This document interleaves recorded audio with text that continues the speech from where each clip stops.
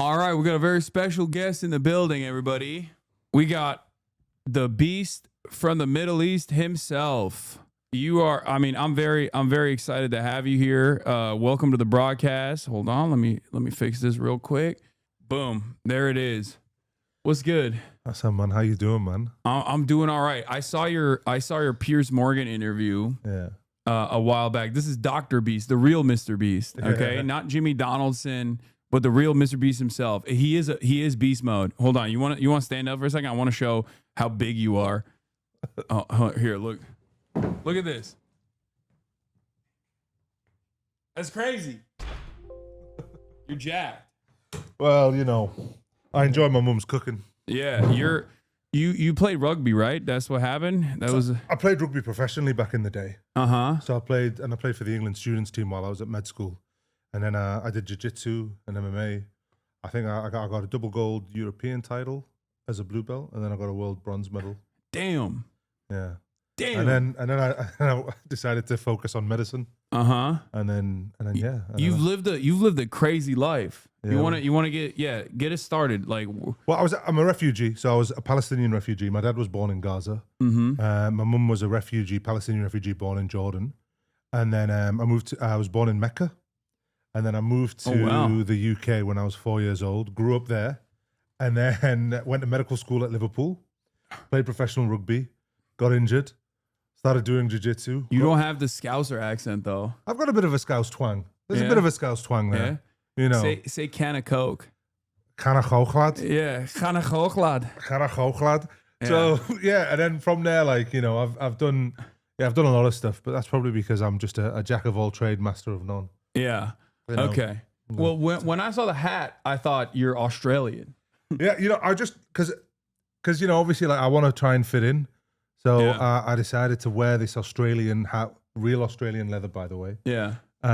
Just to look more Australian, but it works. I can't hide the Arab. The Arab face is so prominent in me. You could pull off I think. White people don't really know. They could see you and be like, you might be Samoan or something. Yeah, mate, I get that all the time, especially when I go bald, skinhead. Yeah, it can get pretty intimidating. Well, it's cool. You're brown enough that if you go bald, they won't think you're racist. Yeah. Like I feel like I look too white. If I go bald, people are like, "Oh, that's a Nazi." Yeah, but you have that shape head. There's definitely that shape head. Anyway, so you went to medical school. Yeah. And at a certain point, you decided that you saw all of the horrifying things that were happening, and you decided to go to Gaza.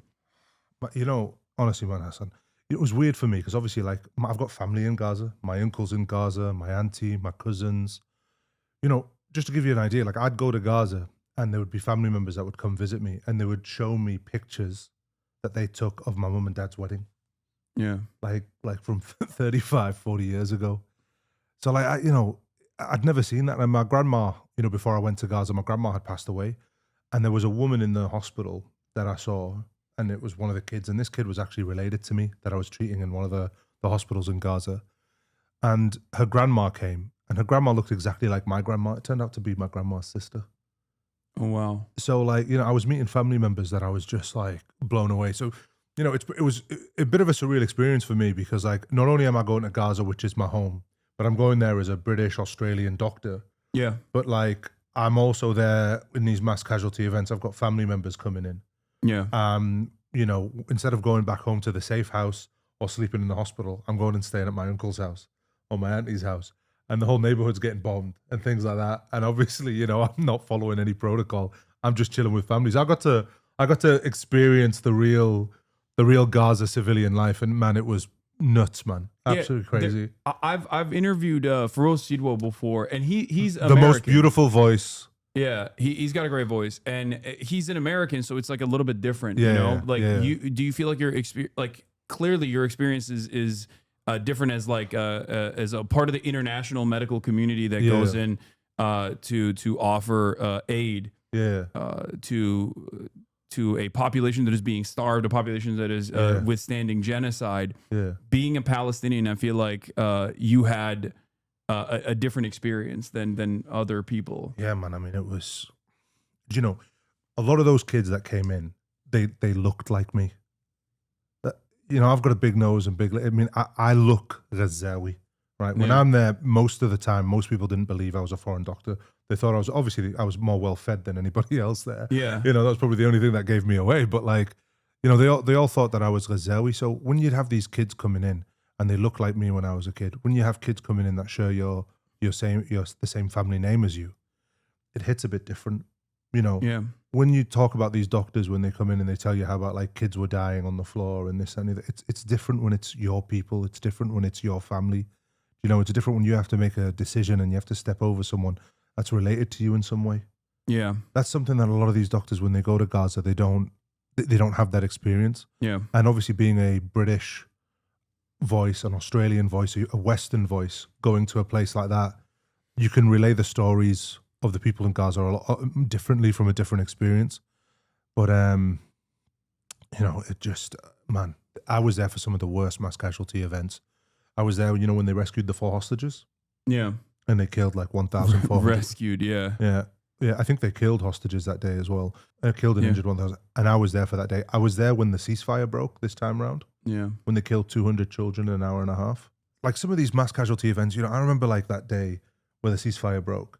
And I had a woman who'd come in and she literally had her kids or what remained of them in a plastic bag and brought them in plastic bags. And, you know, you just sat there and you know, you think to yourself, what am I doing? What's going on here? You know, bombs are going off everywhere. Kids are coming in plastic bags, melted. The disfigurement. People with 80% body burns, children with 80% body burns. There's no painkillers. None. Yeah. And you're watching these kids, you know, I remember the first time I went, there was this woman that was so badly burnt. I didn't even know she was a woman. She was that badly burnt. Her face was burnt. Her hair was burnt. It was only when we cut open whatever remained of her clothes, you know, that I realized that it was a woman. But she was alive and that badly burnt and her eyelids had been burnt off. And, do you know, I remember just telling the doctor next to me, because we didn't have any ventilators, but I just said to him, look, man, whatever we've got to put her in a medically induced coma. There is no way we can keep her awake in this level of pain. Yeah. You know, I mean, and this is happening every day in Gaza. And I think the worst thing about it, right, is for me, because I went in there in 2024 and then I went back in 2025, all the horrors that you saw in 2024, when you come back in 2025 and it's the same thing. Yeah. And you think, I've been gone for a whole year and it's the same freaking thing over and over and over again. And, you know, you'd see kids with, you know, being shot in the head. You would see kids being shot in the neck. And, you know, the stories that the families would tell you, they would say that like the drone would fly into the house through a window, because obviously all the windows are destroyed. And it would literally shoot one person and it would be the youngest child in the house and it would fly away. I mean, which sick... I mean, I don't want to swear on your stream, but like, you can swear if you want. It's fine. You know, but which sick motherfucker would do this to a child? Yeah. Who would go in there and purposely target the youngest child while they're eating whatever little food there is? I mean, honestly, man, you do not know how scary it is as well when you're in Gaza. Like the hospitals, when I was there, the hospital was bombed while we were in it. The paramedics were executed. The UN safe house was bombed and international aid workers were killed. Journalists were burnt alive in their tents. I mean, it was just, you know. Yeah. It's insane, man. And seemingly, it's only intensified. Yeah. And there's no accountability whatsoever for the state of Israel. And not only that, but also our governments are aiding and abetting Israel in the process. Yep. I mean, the British government is directly offering F-35 components that are being used. The British government is offering constant surveillance and new targeting opportunities for the Nazi state, and all the while they're also actively trying to suppress people that see what Israel is doing and feel horrified by this and want it to stop. They're trying to after they prescribed Palestine Action in the UK as a terrorist organization, they started throwing 84-year-old pensioners in Holocaust jail. survivors in jail. Yeah, Holocaust survivors in jail. It's completely, it's just so insane. And I think like in some ways it's more honest. Yeah. Like it's become, it's become this unavoidable reality, and it's very clear that the Western governments and their approach to it is to basically silence people into submission with the hopes that they will, with the hopes they'll shut up, with the hopes that they won't make a big fuss about it. While on the other side, the pressure is amounted to an undeniable degree where they have to do something. So they offer like state recognition to Palestine. But we're going to give Israel another couple of months to destroy whatever remains of this state before we recognize it. And we recognize it under how many terms? You know, one of this, you know, in Australia, one of the terms of recognition is that the education program in Palestine needs to be reformed. So it's that same racist trope that, they teach the Palestinians to hate them. Like, so they're having a genocide committed against them, and they're saying, no, you guys need to learn to love them. Yeah. And that's why we'll give you a state. You need to learn to love the people that are committing a genocide to you, and we can't give you a state because you don't love them. They've destroyed your home, they've killed your mom and dad, but because you don't love them, I can't help you. Yeah, it's also basically the hidden the hidden underlying premise that like that you kind of deserve it. It's the same thing with like, do you condemn Hamas? Do you condemn Hamas? Do you condemn Hamas? Like Hamas is barbarity. Hamas is barbarity. October 7th. Like, in order for you as a Palestinian to be able to make a convincing case about the humanity of other Palestinians that you treated in Gaza, you have to first like play this song and dance. How does that make you feel? Because I know there was a very viral clip of that I first saw with you talking to Piers Morgan, and you know, Piers is let's just say an interesting character here, but he still does that same thing where he's like, well, don't you feel like the Palestinians kind of deserve it? I mean, look, you get that all the time because you have to be the perfect victim. But you know, look, it's an interesting thought, but I want to hold that thought right there, and I just want to touch something which I think is important. They want us to be the perfect victims in order for us to be given any kind of sympathy. Even children in Palestine aren't the perfect victims because they're human shields. Yeah. Because, you know, they're taught to hate from the age of 3, right? So what I'm saying is you'll never ever be able to fulfill that potential to be the perfect victim. So there's no point in playing into the narrative. And that's what I went in with Piers Morgan. I was like, I'm just not going to play into the narrative and the tap and dance about being a perfect victim because I don't need to be a perfect victim to have sympathy, right? I also, you know, can have sympathy for Israelis, even though they're killing my family. I can still have sympathy for some of them, and I can still have sympathy for the humanity of people, right? Yeah. That's just what being a human is. However, there's no sympathy even for children in Palestine. But the point that I want to make about all of this is, you know, even as a movement, as a pro-Palestine movement, right, you have to be the perfect activist. And what we do to each other in the pro-Palestine movement is when we start shooting at each other and like essentially like, you know, firing off, oh, this person, boycott this person, he's not allowed to talk with us. Yeah. Because you have to be the perfect activist. If you don't say the right thing about Israel, if you don't say the right thing in this particular interview, if you don't have this soundbite, all of a sudden you're cancelled. You're now a closet Zionist and you're helping, you know. But that's what I'm sure you get criticized a lot. I not that much, but yeah, there are definitely people every now and then that will say those things. But I mean, it's ultimately I don't know. I see it as like meaningless wrecker behavior and completely avoidable in general because like it's so marginal and so inconsequential as opposed to the faucet of deplatforming initiatives and slanders and lies and smears that I receive from Zionists. So I don't really care when people talk shit and say I'm like pro-Israel in any capacity. It's just a funny thing I think to say.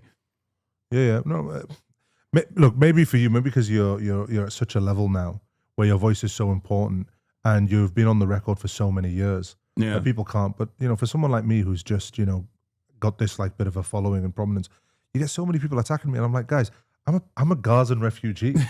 Like I mean, you're literally you are Palestinian. Like I've had dozens of my family members killed in this one. I've had dozens of family members killed in 2014.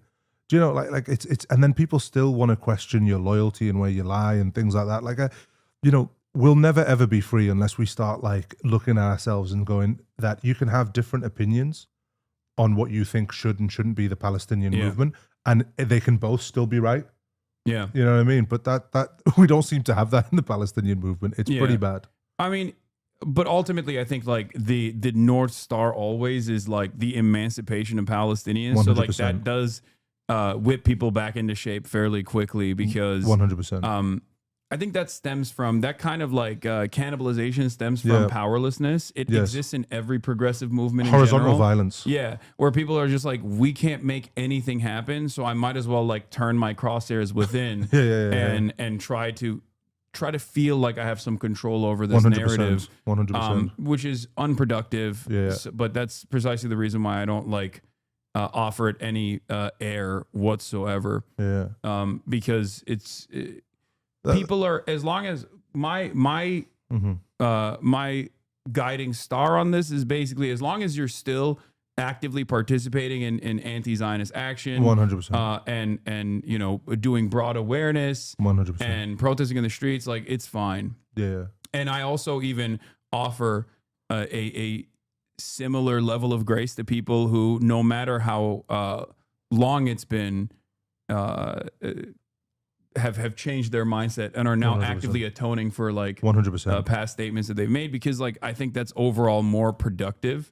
It's more productive because like we need the numbers no matter what. Yeah, instead of chastising, because you know, like you know, if you've believed in something for your whole life, right? Yeah. You've believed that this was a land without a people for people without a land, and Yeah. Palestinians are all barbaric, and this, that, and the other.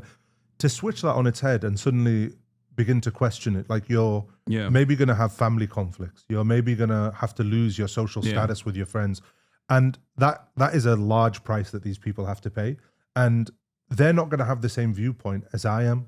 But I was born as a refugee. Yeah. I lived a life of poverty. I've had to watch my family killed. I can't expect somebody who's lived that life so far away to have the same viewpoint as me within a matter of weeks or days since they first came to it. So I think, like Yeah. you say, No, it you've- takes time. It For sure. takes time. You've got to show people a bit of grace. Yeah, I think. Yeah, I don't even like yell at people that don't have that Yeah. grace for those who have just like only recently turned or have like a very have a more pessimistic attitude towards it, or Yeah. assume that they're doing it for some cynical purpose like ass covering or Yeah. whatever. I understand where they're coming from, Yeah. but in most circumstances, if the person that's making this criticism is like not Palestinian, then I'm Yeah. like, dude, come on, like you live in America, Yeah. or you live in the Western world. Like, what do you mean? Like Yeah. you yourself arrived at these positions by, you know, doing the reading, or maybe you were fortunate enough to be born into a family that was more progressive or something. But Yeah. like ultimately, it's, you always have to have the understanding that like the audience that you're communicating to is going to have a lot of blind spots on this, and it's like such a utterly immoral, unconscionable level of violence that I totally understand why people go, how the do you not see it? But there is an endless multi-billion-dollar propaganda apparatus 100%. and that actively seeks to normalize what Israel is doing with regular frequency, or at least like just shelter the public from the truth and why it's happening, because the State Departments, our own American and British and Australian governments are also culpable in this process. Yeah, 100%. And look, you know, I'm a Gazawi Palestinian, and if I see this celebrity that wants to talk about Palestine, even if it's for clout, right? Yeah, for me, the way I look at it is like, I was on the ground there in Gaza. I was there in these mass casualty events. I was stepping over children bleeding out to death. I was carrying limbs of children and handing them to mothers so they can identify whether that was their child or not, right? Yeah. To me, I don't care who's speaking out and for what reason. Just speak out. Stop the bloodshed. After the bloodshed stops, then we can start talking about, right, who's genuine, who's not. But right now, we've got a genocide, and we've got to stop this genocide, because there's going to be no generation left. Yeah. In order to save, there's going to be no Palestine left. Yeah. You know, so like, this is what I mean about people coming in and critiquing everyone and this, that, and the other. I'm like, guys, let's just, we're literally got somebody saying they want to starve 1 million children to death. Yeah. And you're arguing about whether this guy's doing it for clout or not. I don't care. Is he doing it? Yeah, he is. All right, let's keep moving forward. Yeah, no, I have a very similar outlook to you on this. 100%. It's ridiculous, I feel like, to try to actively stop people from being loud voices and as a part of this. even if it's for like cynical reasons, it doesn't matter, especially at a time when like, you know, there are still very significant penalties for those who, for whatever reason, 100%. come out and say something. Unless it's like my red line on this is Bono. Like the way that he came out and was like, oh, October 7. I was like, well, f you. You're a f***ing piece of shit. Oh, what he was, release Israel, release Netanyahu, release him where? Like to the Hague? Yeah, do you know what I mean? Like what do you mean release him? Like it's just, it's so passive. Like the language is so passive. Yeah, no, he's a real piece of shit. You know, like that's well, like, look, it was unforgivable when he made everybody download his album on that iPhone. I mean, that was that. I mean, listen, man, that was unforgivable. Yeah, I remember that already was the reason why I fucking hated him, and then this gave me additional ammunition. You know, it was funny because my dad doesn't know how to use technology at all. I remember when he bought that phone, and then it was the Bono thing, and he would just the anger that I saw out of my father just for like switch this thing off. How can we delete? We can't even delete. Yeah, his bloody album. Oh, it was awful, man. Yeah, but yeah, you're totally right. Like, you know, people like that, man. There's differences, right? Yeah, when somebody just feels like they have to talk about it, they feel like the space is open now for them to say something. Cool, man. I get it. You don't have to be brave. You don't have to go to Gaza and risk your life. You don't have to give up your career. Do you know what I mean? Like, I don't expect everyone to value, you know, black and brown lives. You know what I mean? As much as I do per se. But that's just the way the world is. But, you know, interestingly, what you were saying about the propaganda, right? Yeah. The propaganda isn't just anti-Palestinian propaganda. It's anti-Muslim propaganda, right? You know, there was 1 million people that they killed in Iraq, right? The propaganda that they used to justify that war in Iraq and the killing of 1 million civilians in Iraq, we don't even talk about it. We don't even talk about the fact that sanctions in the 90s in Iraq killed 500,000 babies. And I think it was like, was it Madeleine Albright? Yeah, said it was justified. Yeah. Right. So we have, as a society, we've made it okay to kill 1 million Muslims in an illegal war that we admit is an illegal war. So, you know, this thing about like what's happening to the Palestinians, it's not just anti-Palestinian racism. It's Islamophobia. It's this anti-Muslim rhetoric. It's, you know, Charlie Kirk saying that Mamdani is a Muslim and he shouldn't be, you know, mayor of New York because look what happened to New York in 2001. No, it's pure unfiltered racism. I mean, I'm pretty privileged. Like I look white. You know, if people didn't know my background, I could get away with saying that my name is Hank or whatever. And I speak on a lot of issues, right? I speak on transphobia. I speak on anti-black racism. I speak on migrant rights. And whenever I speak about those things, or whenever I speak about like misogyny and anti-feminist movements, people don't expect that kind of sentiment from someone who looks like me. Right. But this is the one issue where if I speak about the humanity of Arabs, the humanity of Muslims, and the Palestinian plight, people immediately go, oh, it's because you're Muslim. Like, and instantly they're like, you're a terrorist, you're a terrorist, you're a terrorist, you're a terrorist. Someone should do something about this. Someone should do something about you. You should go to prison. Or it's justified when I get detained by Customs and Border Patrol. And it's something that could impact them as well, right? Because this is an administration that's very clearly actively trying to suppress any sort of political dissidence from happening. And they don't even realize that like it could harm them in the future as well in the same exact ways. But they turn around and they say, no, this was a good thing that they did because the hate is so much that they're willing to shoot themselves in the foot. Yeah. They're willing to cut off their nose to spite you. Do you know, this is like, that's what I always just find fascinating is like, why do you hate Muslims? So like, what do you know about Muslims, right? Like, let's say, for example, you're like one of these far right Christian nationalists, right? Yeah, who hates Muslims because you feel like it's a clash of civilizations, right? Yeah. What does the Quran say about Jesus? What does it say about Mary? What's the level of respect? You know, when they talk about when they watch the Olympic Games, remember the one in France, and the opening ceremony was the Last Supper. And, you know, they were like going, look, they're Muslims have more reverence for Jesus than a lot of Christians who are not atheists do. I've never seen a Muslim country mock Jesus before. I've never seen a following, practicing Muslim mock Jesus or the Virgin Mary or anything like that, right? Yeah. I've never, you know, and it's like Jesus is Palestinian. You know, Jesus probably looked like, you know, probably someone like me from that part of the world. from Judea and Samaria. Wait, as he they wasn't call it. blonde with blue eyes? That's Yeah, crazy. yeah, but this That's is what I thought. But this is what I mean. Like, you know, when they banned Syrian refugees from coming to America, because they did that when they banned Syrian refugees. Well, technically, Jesus was a Syrian refugee that made his way. Joseph, you know, and it's like, you know, it's you know, it's beauty in the tongue when they preach these verses, but it's hate in the heart.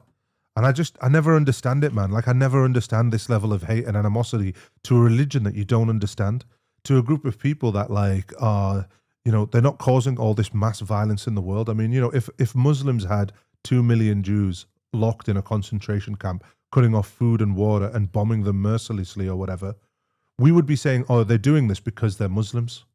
Yeah. Do you know Well, what I mean? also, they would literally turn around and say, this is the Holocaust happening again. Yeah. But when there's a role reversal with a tremendous amount of propaganda, people go, oh, I don't know, maybe they kind of deserve it. And that's where a lot of that like condemnation of any sort of resistance against imperialism in the region comes from, where a big part of why many Americans, at least in my experience, many white boys who are like, well, what Israel's doing is pretty bad, but I hate this guy in particular.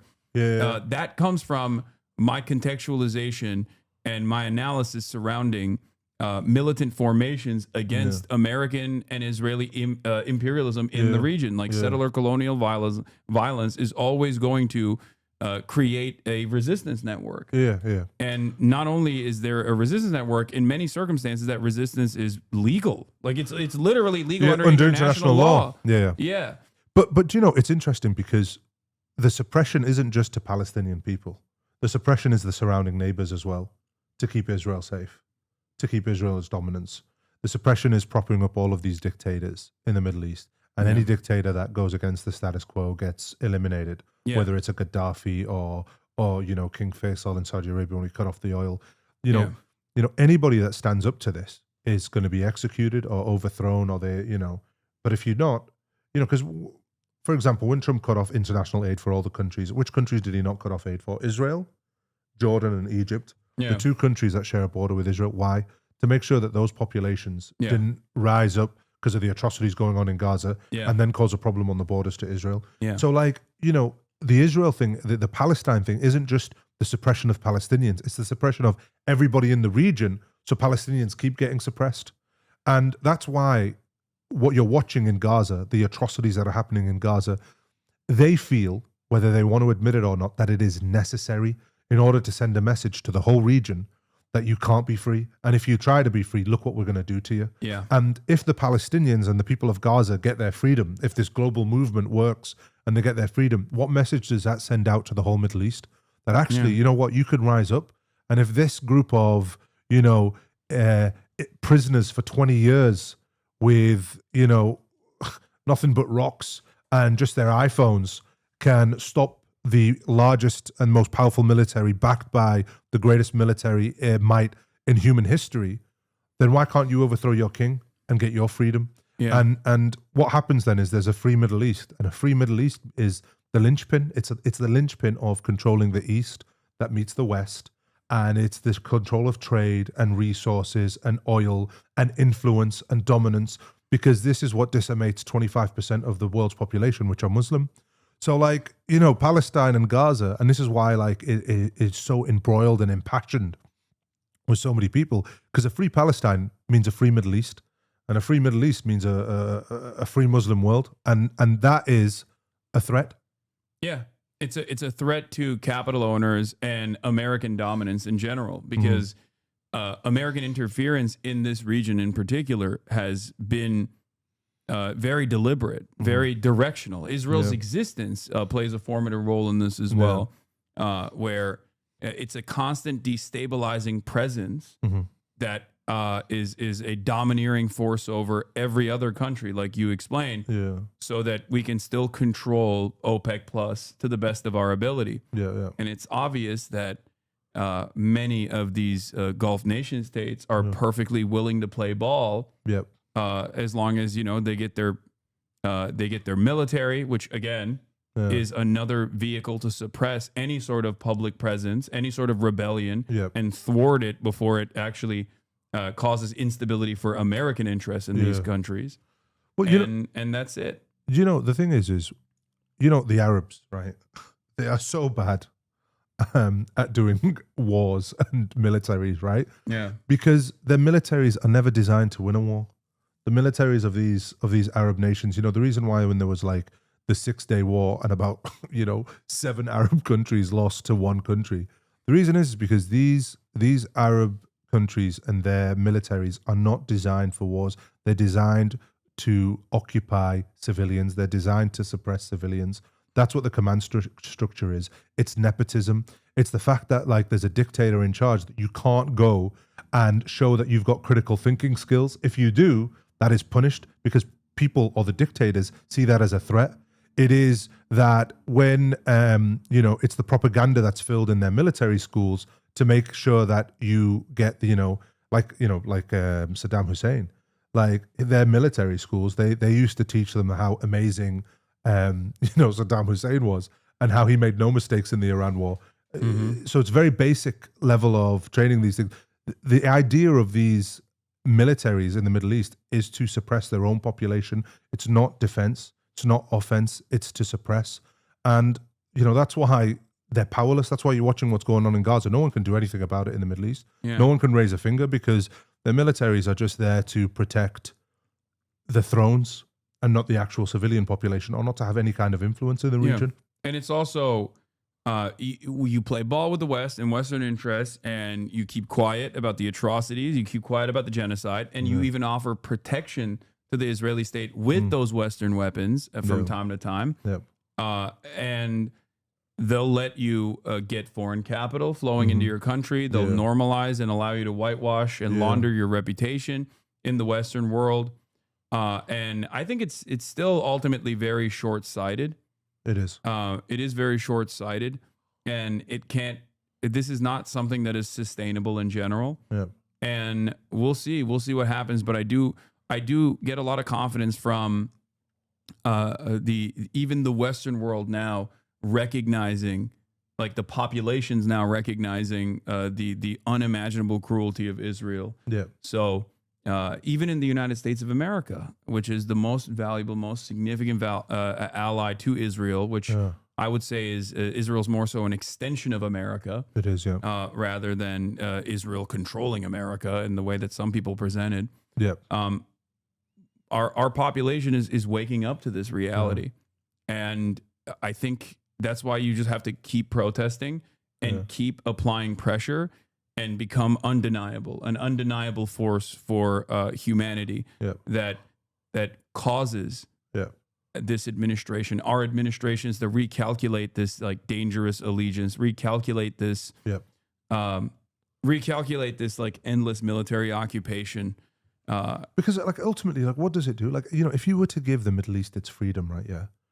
They're not gonna be these bad. They want the same thing that me and you want. They want their kids to go to school. They want them to have a good education. They want to live in homes that are nice. They want to have clean running water. They want to have safe societies.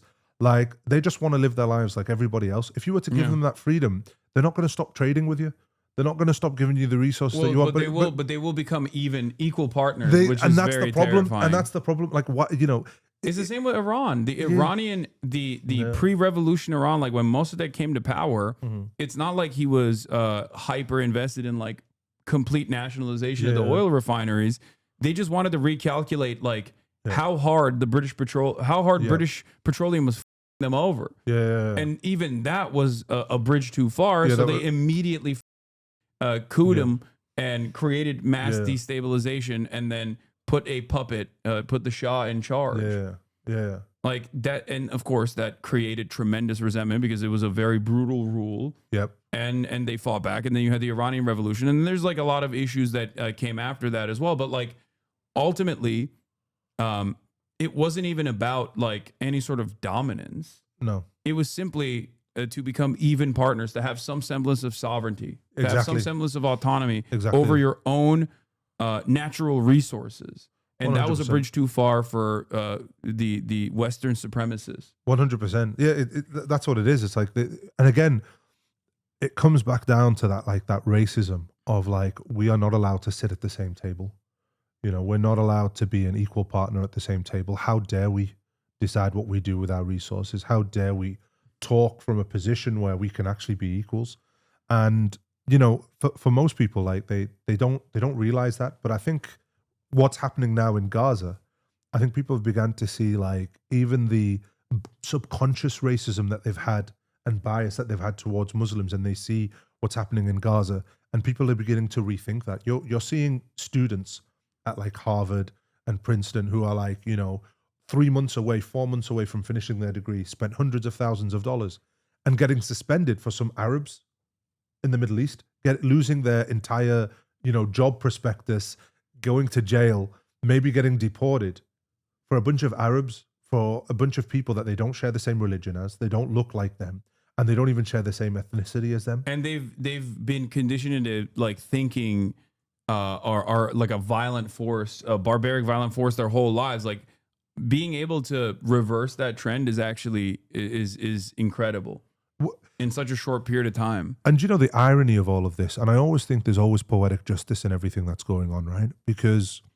the irony of it is like they've occupied Gaza, or they want to occupy Palestine, but they might occupy Palestine, but Palestine has occupied everyone's hearts. Yeah. It's in the hearts and minds everywhere now. And the more they occupy of Palestine and Gaza, the more Palestine and Gaza occupies everyone's hearts. And they cannot defeat that. No matter how many battles they win on the battlefield, they have lost the war. The war is over. And it's just now, it's a matter of when they put their hands up and say, yep, we are lost, we're done. Yeah. And, you know, it's going to be at its most violent in the last stages. And this is where most of the killing will get done and most of the atrocities. And we're watching it. You know, when you think it can't get worse in Gaza, and it just gets worse. Yeah. You know, that's what's going on right now. Speaking of which, this is some new developments that took place. Is this when the double strike? Yeah, just as we were talking about. This is double striking is a practice that's like obviously illegal, where you bomb an area, and then when the emergency teams come in to save people from the rubble, you bomb the emergency teams. This is something that Israel does with Did it in Lebanon Yeah. just like a few months ago. They do a regular frequency, and the craziest part about this is that this was Nasser Hospital, and Israel double strike the Nasser Hospital while the Al Jazeera team there was broadcasting in real time. So the Al Jazeera team was broadcasting, but the journalists that they killed were actually working for Western organizations. Yeah. That's why Israel, instead of saying, oh, they were Hamas operatives or whatever, they've come out and said, oh, no, this was a mistake. Yeah. Because they were working for Western outlets. Outlets, yeah. Yeah. After 10 a.m. Gaza time, this is the Reuters news agency live shot, filmed from high up on Khan Yunis's Nasser hospital. Suddenly the image freezes, the sound drops. And this is why an Israeli strike on the building, witnesses say by a suicide drone, has killed the Reuters cameraman Hussam al-Masri. They killed 20 people. Outside, more journalists and emergency workers are scrambling up the stairs to the site of the blast, just below the roof. One man lifts up the equipment al-Masri was using. Journalist, he shouts. These same equipment I use, like that there. It's just like these guys are just professional news broadcasters that are experiencing a genocide, trying to survive through it, and also to show the devastating realities of their everyday existence. And then Israel punishes them for that crime. Israel treats journalism like a crime. Yeah. Use a suicide drone on a group of very clearly marked media members for the 200th time. Just a mistake. Killed civilians for the hundreds of thousands of times. Oops, just a mistake. It's like just, when they killed the World Central Kitchen workers, mistake. When they killed the paramedics, mistake. When they bombed the UN safe house and killed international, mistake. Yeah. You know, when they kill those children waiting in line, mistake. And look, they're going to investigate themselves. And the investigation is going to go nowhere, and everyone's going to forget about it in the news cycle. Yeah, because they're going to move on to the next atrocity. Mass slaughter. Yeah, the next atrocity. Yeah, and of course, the mistake part is also on the Western front. Yeah, because like those of us who are familiar with the way that Israel does Hasbara know that in the Western world, when they're doing English language communication, it's very different attitude. When it's in Hebrew media, with the exception of like maybe Haaretz. Oh no, they're loving this. Yeah, they will openly be like, no, we just eliminated terrorists. Yeah. They were terrorists and we eliminated them. Well, that's what they said about this one. Yeah. There was a channel, I think the Hebrew Israeli channel 14, and the guy was saying, why are we apologizing for this? Let's just deny it. Let's just say they were Hamas operatives. Yeah. Why are we apologizing? We should never apologize. Yeah, here's Yuval Abraham from Plus 972 magazine. Netanyahu just said the attack on journalists at Nasser Hospital was the result of a tragic mishap. A copy paste of what he said when 45 Palestinians were burned alive in a Rafah camp housing refugees. It's just over and over again. And then he says, we don't target journalists. And it's just like, you've killed more journalists than any other conflict in history. Like, it's like combined post-World War II number of journalists killed in active conflicts is a lower number than what Israel has done in the last 2 years of its ethnic cleansing campaign. In English, Israel calls double tapping a hospital a mistake. In Hebrew, Israel brags about bombing Nasser Hospital twice and murdering 4 journalists. They're calling them all terrorists. Exactly. That's what I said. Yeah, they just double speak all the time. And the fact that Western media outlets cannot report this and just say to an Israeli spokesman, "Well, you're saying this, but your channel in Israel is saying this. Yeah. What's true here?" Because I worked at Nasser Hospital. The Nasser Hospital emergency department, you see 2,000 patients a day there. I'm going to grab a drink real quick. Yeah. Well, look, Nasser Hospital, for people who don't know, 2,000 patients come in through those doors a day. Now, to put that into context, the busiest hospital in Australia would see 400 to 500 patients a day, and that'd be 400 to 500 patients, and they'd be fully staffed. At Nasser Hospital, you've got a few doctors seeing 2,000 patients with some of the most severe injuries and no equipment. And they keep even when I was there, they were already reconstructing parts of Nasser Hospital that had been bombed, and now they just keep bombing it. And this is the largest hospital in the south. It's actually now in Gaza, the main hospital in Gaza, because they destroyed Al-Shifa. Yeah. This hospital, and they are systematically, because they bombed it a few weeks ago, they've bombed it again this time, they've taken out the surgical units. They are systemically taking down Nasser Hospital, and that is pretty much the last piece of hope. It's got the biggest and largest neonatal intensive care, the pediatric intensive care unit. Once that goes away, what's going to be left? Especially when they go into Gaza City and they destroy Rantisi Hospital, which is the specialist children's hospital. Then Nasser Hospital, which is the other major children's hospital or area of children, that's going to be destroyed as well. Oh, you have an ABC documentary. I didn't see that. Oh, yeah. Dr. Mo started filming in a war zone and now has the ear of world leaders. Yeah. This was nuts. All of the journalists who report from that corner of the hospital work for international media outlets, which means the Israeli army has complete knowledge of who is there and when, yet they still decided to strike. Among the journalists killed were the Reuters cameraman Hussam al-Masri, Mohammed Salama, who worked for Al Jazeera and Middle East Eye, Ahmed Abu Aziz, who also worked for Middle East Eye, and Mariam Daka, a freelancer who worked mainly for the Associated Press. 33-year-old Daka was a single mother of a young boy who'd been working recently on child malnutrition and had provided images for this program. Her cousin says she told Mariam not to climb the stairs. She had a son, Gaith. He's in the UAE with his family. She sent him as soon as the war started. She was waiting for it to end so she could see him again. Moaz Abu Taha, the 5th journalist killed, remembered today by the hospital's head of pediatrics. When I heard about Muaz, I cried like a child about him.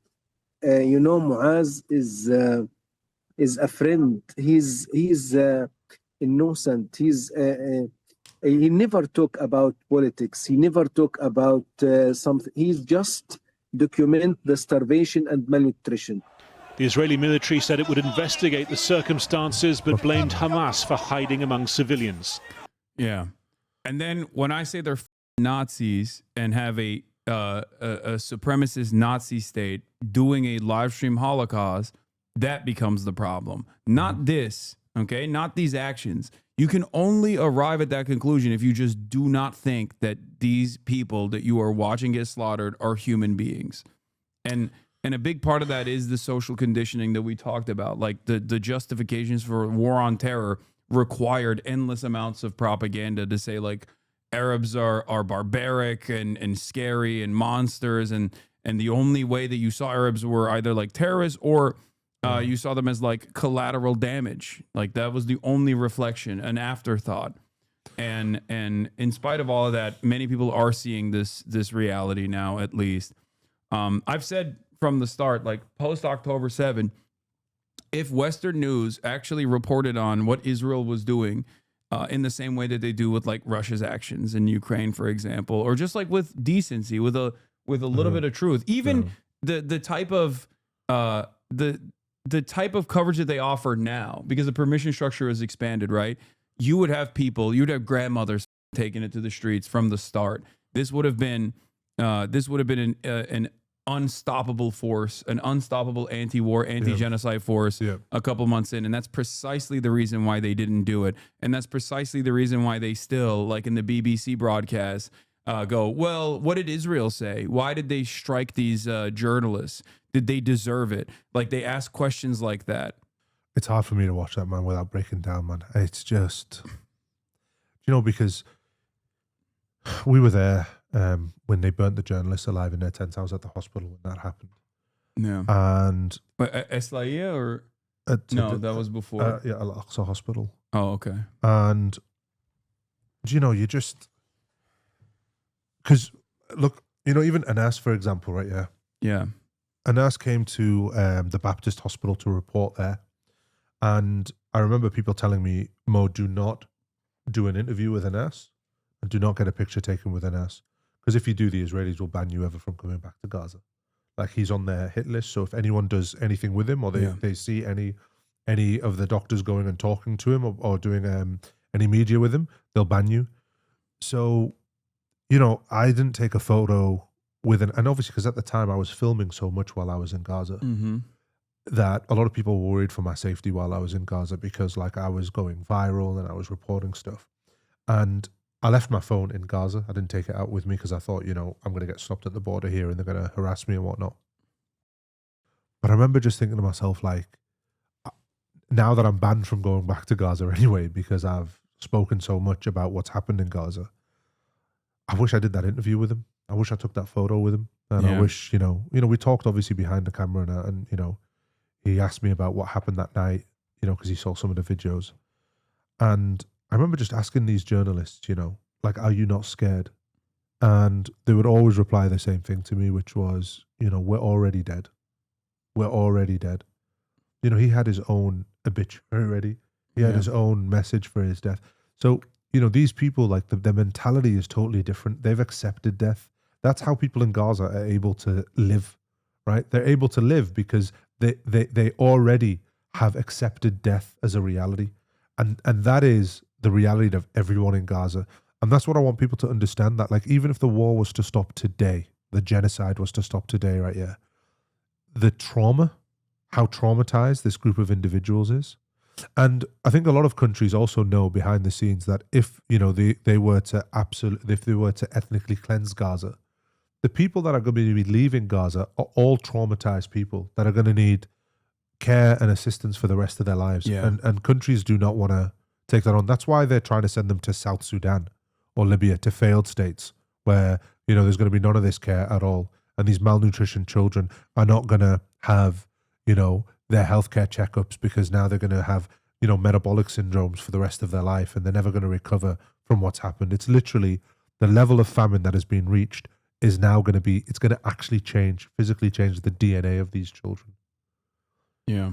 This is how traumatized everyone is in Gaza.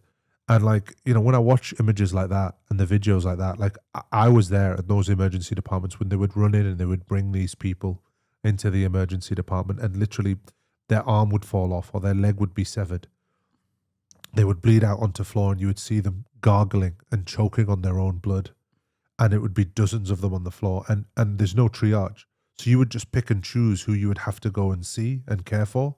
And the bombs would still, like you saw there, like the bombs outside the emergency department, the bombs would be going off all around you. I remember so many times I thought to myself, this is the end now. Like, we are dead. Like, there is no way we're going to... They're bombing 50 meters away from the hospital, 20 meters away from the hospital. Everyone's a target. Children are targets. Journalists, paramedics. Like, it's a slaughterhouse there. There's nobody that goes to Gaza that comes out of there and goes, yeah, no, this is not a genocide. Every single person that comes out, even when we were leaving with the UN, you know, like, because you have to leave through a Middle East, you have to leave through a convoy. The UN convoy takes you from the UN compound. You have to go to the UN compound. You all get in cars. You wear these helmets and these things, and you leave. Do you know, I kid you not, even the UN security guys who are in constant communication with the IDF when they leave, because we get a green light, red light, even they were scared. Yeah. Even they were scared that we were going to get bombed. They've shot at UN convoys. Yeah, they've shot at UN convoys as well. Yeah. Like it's the wild, wild west. You have to, when you go there, you have to be prepared for shit like this. You have to be prepared for the fact that they will double hit, that they will literally kill in front of the whole world's eyes, journalists, doctors, nurses, kids. There's no limits to this. It's utter carnage over there. And you know, my worry is when I look at this and I look at my family and stuff like that, I'm just like, they're never going to recover from this. Like, I don't know what to tell them at the end of this. What do? We have lost 1 million children. Whether they survive or not, those 1 million children, they've spent 2 years out of school. They've not had any of their vaccinations. They're all malnutrition. They've all got PTSD, the highest rate of children amputees in the world, the highest rate per capita of orphaned children in the world. What future do these kids have? And this is a group of kids that had a higher literacy rate, despite the conditions, than those in Israel. Yeah. And now look at them. Yeah. No, I keep in constant contact with some of the... There's like a bunch of influencers in Gaza. Yeah. One of them actually was able to come to the United States of America recently. I think I told you about it. And I mean, that in and of itself is, I see that as like a major victory. And that's the type of stuff that takes place that, like, you know, keeps me going in general. But even when I'm talking to people that are still stuck in Gaza, like we'll have like private, like I'll be talking to them in Discord, right? And there's just bombs going off in the background, and he doesn't even care. He's just like, what are you gonna do? This is like no child. I mean, this kid's 16. Like, he shouldn't be used to that. It's insane that, like, this is just a part of everyday existence to such a degree that it's not even something that you bat an eye at, when it's like an explosive ordinance that could wipe you out in a moment. Do you know? Because obviously, like, you know, I'd stay at my cousin's house and stuff like that, and I remember, like, my cousins have, you know, some of them are old enough that they have kids that are like 8 and 9, and I remember there was a bomb that went off and the room was shaking, and I thought, because of the shaking of the room, I thought that the bomb was close, and I panicked and jumped out of, like, because I was in the bed, I jumped out of the bed and I was like, all panicked. I was like, do we have to run? Like, is it close by? And one of these kids started laughing at me. He went, no. He goes, that's far away. I went, how can you tell the difference? And he was like, oh, because of the reverberations. Like, we know that that's far away. And he goes, and if you listen, see that F-35 that you hear? That is the sound that F-35 makes is one that's already dropped its payload. If you can hear it, it means it's not going to bomb you. It's when you can't hear it, that's when you know it's going to bomb you. And these kids literally taught me so much about when to panic and when not to panic. You know, when you would hear drones in the air, you're safe, because it's when you don't hear them, that's when you know that they've given the coordinates, they've cleared the way for an airstrike to come in, right? And these kids in Gaza, they know so much about when bombs are going to go off, when they're not going to go off, when it's okay to hear a bomb go off in the background and continue playing. And you see these images of kids continuing to play despite a bomb going off in the background. Yeah, that's how used to it they are.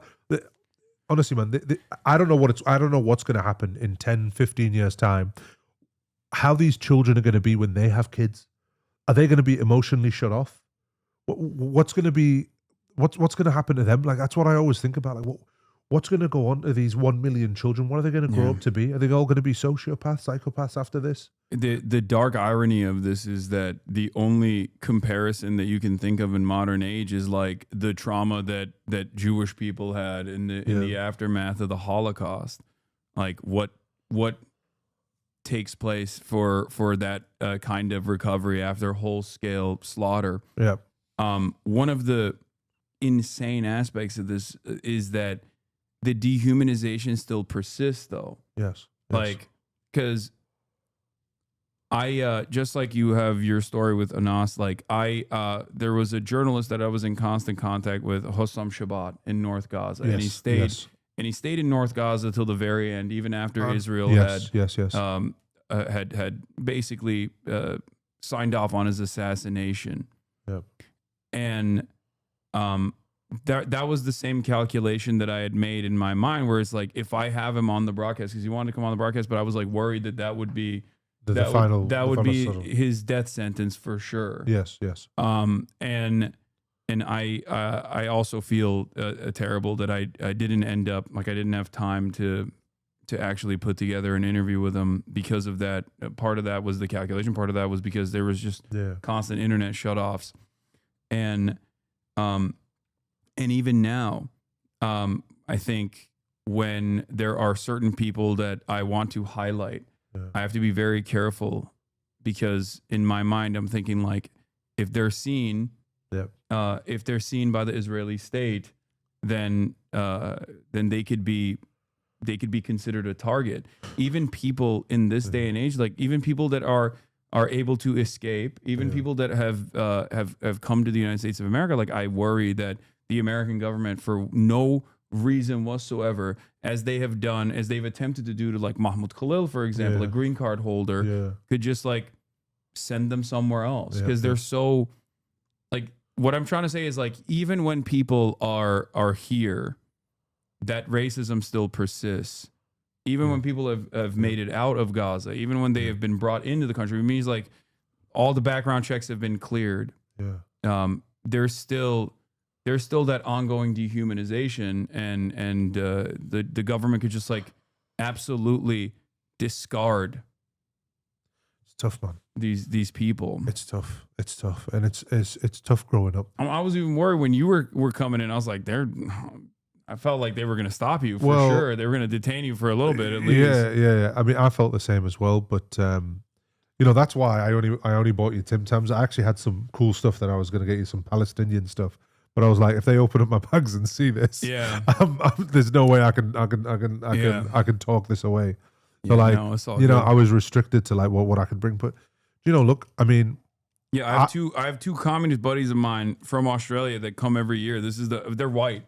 And they were like, we're not coming this year, because they're like, I don't want to get deported. Yeah. I mean, I'm worried about that as well. But, look, we're not, I've come here to try and change the hearts and minds of people in America. Now, look, I'm not a Hassan, like, you know what I mean? I don't have the audience that you have, but I've built a following and an audience. Yeah. You know what I mean? And I feel like my message can resonate here in America, because I am a son of a refugee. I'm Palestinian.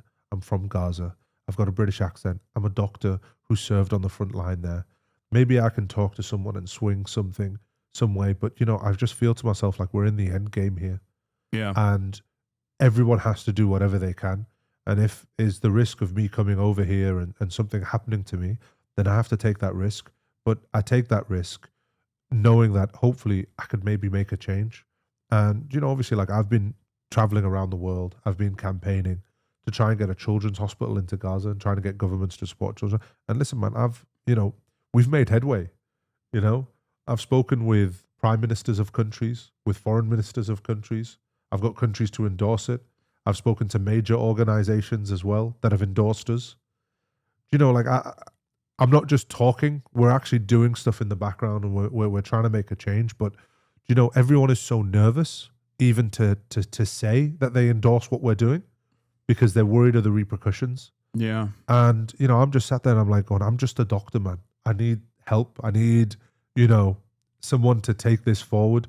Because like I was saying about those kids, it's going to be a 10, 15-year process to rehabilitate these children. And no one's talking about the day after. I was so shocked when I found out with, like, regards to the UN, we would have to fill out a form when a child would come in and all their family would be dead. And that form would just be to clarify to the UN that there's an orphan child. After that form gets filled, nothing happens for that child. There's no care process for that child in Gaza, for that orphan. There's no help. There's no food. There's no money. That child then gets looked after by whoever. And when I was working at the European hospital, when I was there, we had like a whole ward full of just orphan kids. There was like 100 orphan children that had nobody, not even extended family. And the people looking after them were like, say, women that had their children that were injured in the hospital. And they would look after these orphan kids as well. And we would go around and give them sweets and chocolate. And I remember thinking to myself, like, the UN doesn't even know where these kids are. It knows that this child exists that's orphaned, but doesn't even know if they're still alive or dead. Doesn't know if they've been fed today or not. There is literally no day after plan for Gaza. So when I went round and went, let's get a children's hospital in, I literally thought that people would be like, yeah, we've got one in place. Like, this is what we've got. This is the infrastructure. This is how, mate, nothing. And I was there presenting to foreign ministers and prime ministers of countries, and they were like, this is a really good idea. It's really needed. And I'm like going, what? Like, have you not spoken to anyone about this? Like, are you not organizing this? Why is it some random junior doctor from the back end of Australia trying to organize a hospital for children in Gaza? Why is no one else doing this? Why is no organization picking this up? And this is, again, what I mean about the dehumanization of Palestinian people, and the dehumanization is just like, they don't care whether there's a day after or not. They don't care. It would be better if these people all died quietly. 100%. With their calculations. 100%. Like, that's it. It's and a headache. It even is the same for Gulf leadership as well. Like, a lot of these guys, I mean, MBS has openly stated it before in private, where he's like, it's a headache. It's a headache to him. It's annoying. It's a nuisance. It's a nuisance, yeah. The Arabs Palestinians are being wholesale slaughtered by Israel. Yeah, it doesn't help him. Yeah. And this is what I mean about, like, this is why it's so tough, right? Because I'm looking at it, I'm going, I'm just a doctor. I'm not a politician. I'm not a campaigner. I'm just a normal, regular dude. And yet I'm going out and I'm traveling around the world, risking my life, risking my livelihood, to try and get a day after plan by these countries, to try and get people to support what I'm trying to do. And honestly, Hasan, man, it's been hard, man, because people don't want to help. And people who do want to help don't want you to tell the world that they're helping. And, it upsets me, because I'm thinking to myself, like, the people of Gaza deserve better than me. They deserve better than what I can do. But, like, I'm offering what I can. Yeah. I'm offering what I can to these people. And I know it's not much, man. Even Heal was recently bringing in amputees, like children. Yeah. For medical care that people like this community has fundraised for Heal as well. Yeah. Like, private donors have given money to these organizations, and they got all the clearances. And then Laura Loomer makes one phone call, and then it's completely gone. Like that. That cruelty is so insane. Anyway, I know, and we are up against it, man. As Palestinian people, we really are. And I wish there was someone better than me to try and help, man. Sorry, man. I get upset because you look at what they have. One phone call, and none of these children get any access to healthcare with one phone call.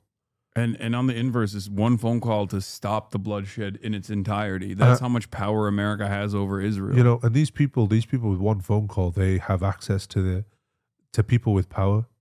I don't. I have to fight for every second on that table with a prime minister and a president of a country, just to try and get the humanity of these Palestinian people. I sometimes think to myself, like, how are we ever going to win here? How are we ever going to turn the tide? Yeah. With one phone call, or say I managed to convince Australian government to take in Palestinian kids, right? And I've spent months since coming out of Gaza. I've sold my car. I moved my stuff into a storage unit. I've got like nothing left, right? I've done all of this, right? Yeah. And imagine when one person with one phone call can undo. Yeah. I feel up against it, man. I really do. Sorry, man, for getting emotional on this. No, it's understandable. Yeah. Do you know where? And you're watching these kids getting slaughtered and starved to death. Yeah. And you just sat there and you just like thinking to yourself, like, man, am I it? Am I really the guy? Do you know what I mean? I know there's loads of people that are campaigning and whatnot, but it's just like, sometimes it feels hopeless, man. Sometimes it feels hopeless. Well, that's why you gotta focus on the small victories every step of the way, right? Like that's what gives me so much hope, no matter what. Because you're Palestinian, you've seen the attitude broadly change in Western society over such a short period of time, right? This is like, because I see a lot of people who are relative newcomers, especially even in my audience as well, who like don't understand what this dynamic used to be like. When you would say, I'm sure like if you were to tell people you're Palestinian, they'd be like, what do you mean? Like Pakistan? Like, I don't understand, right? Like it was not even a thing that people knew about. It was just like people were purposely blindsided or purposely kept in the dark about what was going on, because this didn't start on October 7. This has been an ongoing thing for 80 plus years at this point, with more intense moments, never to this degree, of course, the violence, the unlimited bloodshed. But in that process, people at first were horrified and they thought, oh my God, America's allies attacked. What are you doing? But slowly but surely, they started coming to that recognition, and they started learning more about the history of Palestinians, the vibrant society that Palestine used to be, and I try to hold on to that as like whatever hope there is for the necessary changes that need to be made. You know, and stories like yourself as well is very inspirational. And I think when you go out and speak about your own experiences, you give people more courage to do more in their own lives as well. You know, it's just this is what a genocide does. You know, this is what a genocide does. People have to step up and be something that they're not. You know, and I'm trying, and I'm sorry, man, if I don't get this done for those kids, man, I am sorry. No, it's just people always are gonna have a yearning for freedom. It's the purest motivation that everybody has. So ultimately, I think the dam will break, and we're near. So I don't know, the way I tell people in my audience when they feel like there's no hope is like, at the least you can motivate yourself through spite. For me, that sometimes is a powerful motivator as well, where I'm like, they want you to stop. They want you to stop speaking. They want you to go away. They want you to no longer be a nuisance. And, you know, even if I'm not, but even if I was suicidal, I'm not. I would be like, I am not ending this before I see the end of this apartheid, this genocide, and Zionism. I'm not, you know, I'm gonna keep going no matter what. You're 100% right. 100% right. Never give up. You know, look, you know, just because I get emotional doesn't mean I'm going to give up. It's just because I feel the weight of it. Do you know what I mean? Like, you feel the weight. It's your family being killed.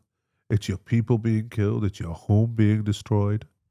And, you know, you sat there and you go into these rooms and, like, you're asking for crumbs. You know, like, sometimes because, you know, I've met prime ministers of countries in private meetings. I'm not even allowed to talk about it, right? But, you know, I met, like, prime ministers of countries. I've met presidents. I've met foreign secretaries. And, like, you have to go in there and you have to be so calculated, right? I can't go in there and be like, I need you right now to stop sending the bombs and sanction, because they're not going to do it, right? But what I do is I go, can we at least get a dialysis machine? Can we get a CT scanner into Gaza? Do you know, like that's what I'm asking for. And I'm like, that's all I can do. That's all I can ask for. I don't, you know, because we don't have, as Palestinians, as the Muslim world, like, you know, we don't have people in high offices. We don't have people that can fund election campaigns. You know, we are trying to appeal to the humanity of people. And when you're trying to appeal to the humanity of people, like, you're trying to appeal to someone's humanity that has had billions of dollars of brainwashing done from an early age. Like, how do I break that down in a single meeting? How do I break that down in 30 minutes with this meeting with this minister? Can we get them to change their mind? I think the other side of this is that you do have the people backing you. 100%. Like, the overwhelming majority of Western society is aware even if they don't fully understand it, they are aware of the black and white aspect of this issue, because it is a genocide. So that, you know, you just gotta keep pushing and become an undeniable force, because the reality of the matter is, like, this is not only a destructive force for Palestinians first and foremost, but it's also increasingly becoming a destructive force for the ticker tape that holds Western liberal capitalist democracies together. 100%. Because people are recognizing, like, this is ridiculous. This is insane. You say you're like a defender of liberalism, you're a defender of democracy, you're a defender of children. Meanwhile, our weapons and our tax dollars are funding this wholesale slaughter of children. And you, like, we are demanding you put an end to this. There's laws already existing in the books to put an end to this automatically, and yet you are not. You're not tackling this issue at all, and it's causing people to realize that maybe the systems that we exist under are not so democratic either. 100%. And I think they don't realize that. I don't like. I think some Western leaders do realize that, which is why they try to do like these aesthetic pressure valves that they try to release, like, oh, we're going to do a conditional recognition of Palestinian state. It's like, what do you mean a conditional recognition of Palestine? Like our freedom is conditional. Do you know, I always think about this, right? When I think about this, because, you know, like, obviously people want to play this as a religious conflict, right? Oh my God. And, you know, they always talk about, like, you know, say, for example, the story of David and Goliath, and, you know, they try and make it look like Israel is David in this, and it's surrounded by all these countries, and it's just this small nation surrounded by all these things. But there's one story here that always fascinates me, and I always relate it to what's happening in Gaza, and that's the story of Moses, right? When Moses led the Jewish people out from under Pharaoh and parted the seas and gave them their freedom, right? This was a defenseless population against the mighty army of Pharaoh. The sea was what blocked them, and he hit his staff and he parted the seas, and they got their freedom, right? And I look at it and I say, that's the same thing that's happening right now in Palestine. You have a genocidal army that wants to wipe out this defenseless population, and they're surrounded by, instead of the Red Sea, the Mediterranean Sea. So they're surrounded by the sea on one side, and on the other side, they're surrounded by this army. But it's not Moses and his staff parting the seas. You know what it is that the Palestinians have done? Because, you know, it always rhymes. These things always rhymes. The Palestinians, the staff that they've put, hasn't parted the seas. It's parted people's hearts. It's opened people's hearts. It's metaphorical what the Palestinians have opened. They have opened the eyes of the world to the atrocities of what goes on behind the scenes, to this myth of liberal democracies. That's what Palestine did. That's what the staff of Moses has done in this story. It's not parted the seas. It's parted the darkness, and it's set a light on people. And that's what I feel like, if you want to talk about this from a religious point of view, that's what I feel like this is, like, spiritually. I feel like it's been an awakening for the whole world. I feel like the Palestinians have opened up the eyes and the ears and the hearts of so many people. You know, there were people that hated Muslims, and they looked at the grace in which these Palestinian people accept their death. And it's made non-Muslims come to Islam. It's made Muslims that weren't practicing Islam come to Islam. It's made people lose their jobs in defending a group of people that they have nothing in common with. It's made people go out of their way to start movements. You know, like, you know, you see people who are like, you know, plumbers and this, that, and they're all part of now the Friends for Palestine of a small village somewhere in Australia or the UK that never had one before. And that's what Palestine has done. And, you know, no matter how much they destroy it, the staff has already parted the seas. They have already opened the eyes and ears of everyone. And that's it. It's too late. The genocidal army is not going to win. And, you know, killing and death for Muslim people especially, they see that as just the end of one phase of life and the beginning of another. And that's why they don't look at this as a defeat. And no matter how many battles, like I say, Israel wins on the battlefield, they have lost the war. The war is lost. And Palestine will be free, whether it's today, whether it's tomorrow. Palestine will be free. And I believe that in my core, in my heart, that we will be free. But it's just a matter of how many of us are going to be killed, how many of us are going to die before we have Palestinian freedom. But I believe it in my heart. I believe that they have parted the seas, they have parted the ways, and they've opened up everyone's hearts. Yeah. It's beautifully put. I gotta feed you now. Yeah. That's gotta. Well, you got to give me some drinks as well, man. Yeah, There's no, I gotta feed you now for sure. Okay, Yeah. Let me see this real quick. Let me see. What can I get you? I'm still thinking of like you've never had real good Mexican food because you lived in Australia and you lived in the UK. the UK. Yeah, no. I So haven't. like the Mexican food here is Let me just go grab my wallet. what? Stop. That's not. I'm never gonna let you do that. You're out of your mind. Let me just grab. So I gotta get you like a real ass Mexican meal, you know? Yeah, man. It's got to be some of the good stuff. Yeah. So Chipotle. Nah. Hold on. Let me think. There's a really good spot, but it'll take some time to get here. So Okay. how much time do you have? I'm chilling, man. Look, because I literally arrived from 28 I hours know. of flying and I came straight here. So I am like, I decided not to do anything else apart from this today because I didn't know whether I would survive doing another interview. Do you eat shrimp? Yeah, man. I can get you a beef and shrimp burrito. Bro, surprise me, man. Don't even just say, just do it. Just Let get me it, see man. if there's anything in there that's like That's haram. yeah, no, nothing haram in there. I Nothing don't haram, bro. think. Okay. Just give me some of the good stuff, man. Oh, I got Get you. me- It's surf and turf. yeah, someone's got a good point here. You need to get Ben and Jerry's as well because, like, we're on that whole free Palestine trip. Yeah, you want? Oh, here I got you. Don't worry. This is from straight Ben Cohen. He gave these to me. Here you go. You can give it to some people as well. And What make is them that? happy. It's free. It's a free Ben and Jerry's coupon, straight from Ben Cohen himself. So where do I go and get this from? Do I just have to go to a Ben and Jerry's store? No, I think you can just like take it to a grocery store and they'll give it to you for free. I had Ben Cohen on the other day. Nice. Yeah. What, you had Ben Cohen on? Yeah, he was sitting right there. Oh man, that's wild. Yeah. But you must have had some guests on here. You've had some guests. I've had some crazy guests here. I've had Motaz, Aziza on. Yeah. Yeah, I had. What was that like with Motaz?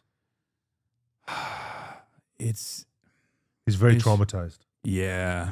He's traumatized. It's man. crazy, man. It's I feel bad for the guy. He's so it's- traumatized. Yeah, it's totally different. I've had the No Other Land guys on as well. Like when Yeah. you're in it, Yeah. like you can see the varying degrees of trauma. Like Motaz 100%. being at like the peak of it, whereas like if you're in the West Bank, there's still so much trauma. Yeah. But then like, when I talk to Motaz, like it's very different than anyone else that's like been in and out of Gaza, as Yeah. opposed to like someone who was born there. Yeah. And it's remarkable. I mean, he's so much younger than me. He's 26 years old. Yeah, but he's. How old Yeah. are you? I'm 34. How old are you? Yes. I don't know, like 33. No, I'm 35. Okay. Yeah. But I look. Hey, listen. This Asian don't raisin. Yeah. No, you know? you look even younger than that, but I just assumed because you're a doctor that Yeah, like, yeah, you yeah. have. Yeah. No, I'm.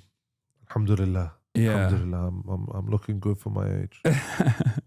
But yeah, when you have a conversation with them, you're like Yeah, you're dealing with Like- some very. And this is what I mean about like. so much horrible stuff has Yeah. been done to this person. Yeah, and this is what I mean about like it's a whole. They've destroyed a whole nation in Yeah. Gaza. Like these people are going to be severely traumatized for God knows how long. I don't know how we rehabilitate them back to society. Yeah. Yeah, man, it's tough, man. It's tough. And yeah, I mean, I'm traumatized and I went to Gaza a couple of times, during the war. I'm traumatized. I can't imagine what those guys are like, man. I feel bad for them. And, Motaz is getting attacked a lot now as well. Yeah.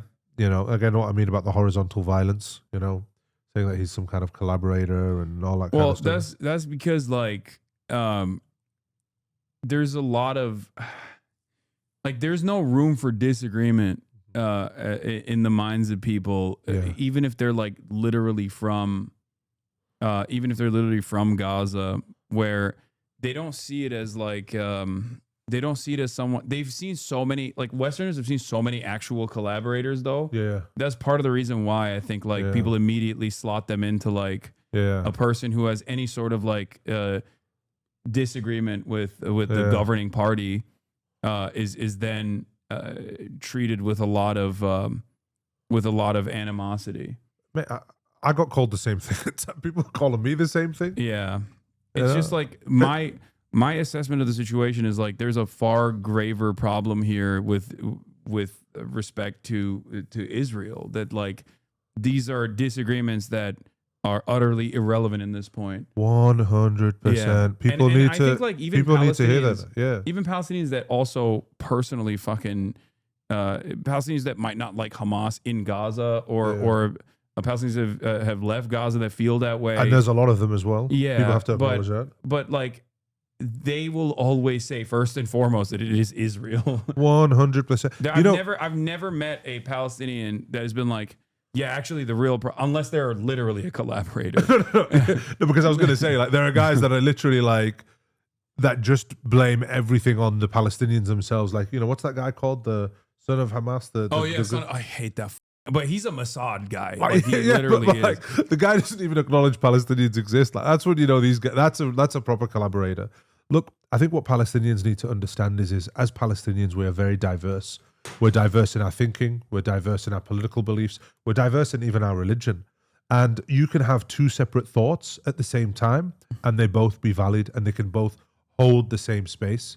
Yeah. And I think that's like one of the things that like a lot of people don't understand. And listen, you know, if you've not had family members killed and destroyed and you're not from there, you know, you can't be calling someone like Mu'taz a collaborator. Look, and you know, it's not to say that I don't understand people's criticisms, right, that they might have of him or whatnot, but like you can't go after a guy who literally put his life on the line going over there, or was there filming, was wanted, was targeted.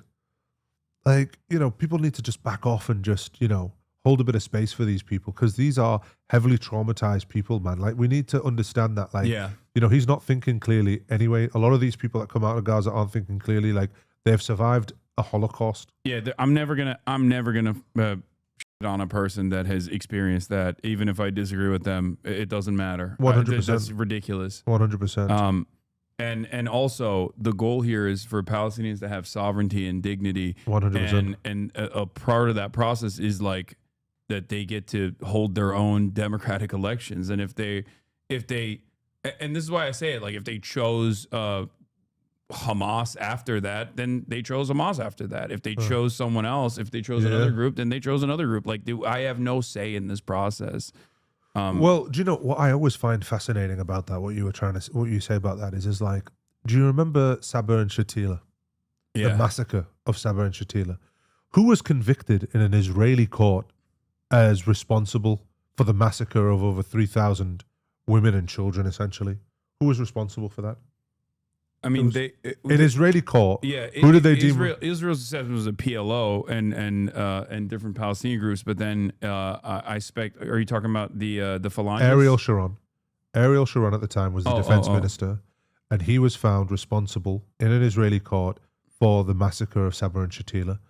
The ruling was that he was never allowed to hold public office again. Yeah. Right. What happened 15 years later? He became the prime minister of Israel. Yeah. Right. So it's the hypocrisy where he can massacre or be responsible for the massacre of thousands of Palestinians and still become the prime minister, and no one bats an eyelid. These are the kind of things where, because people don't understand the history, right? Yeah. They say some things that doesn't apply to the other side. And all I'm saying for Palestinians is I just want the same rights for Palestinians as Israelis have. That's all we want. Give us the same rights. Give us the same goalposts that you keep constantly moving for Palestinians. But, you know, these are... Do you want something to eat? Are you hungry? Oh, here you go. Sorry. You can keep going. No, I'm just saying, listen, man, like, you know, that's always been the way with Palestinians, is there's a different set of rules that Palestinians have to play by and that Palestinians have to abide by. You know, like when they have this state has to be completely demilitarized. There has to be school reforms. Like, what are you talking about? No, it's ridiculous.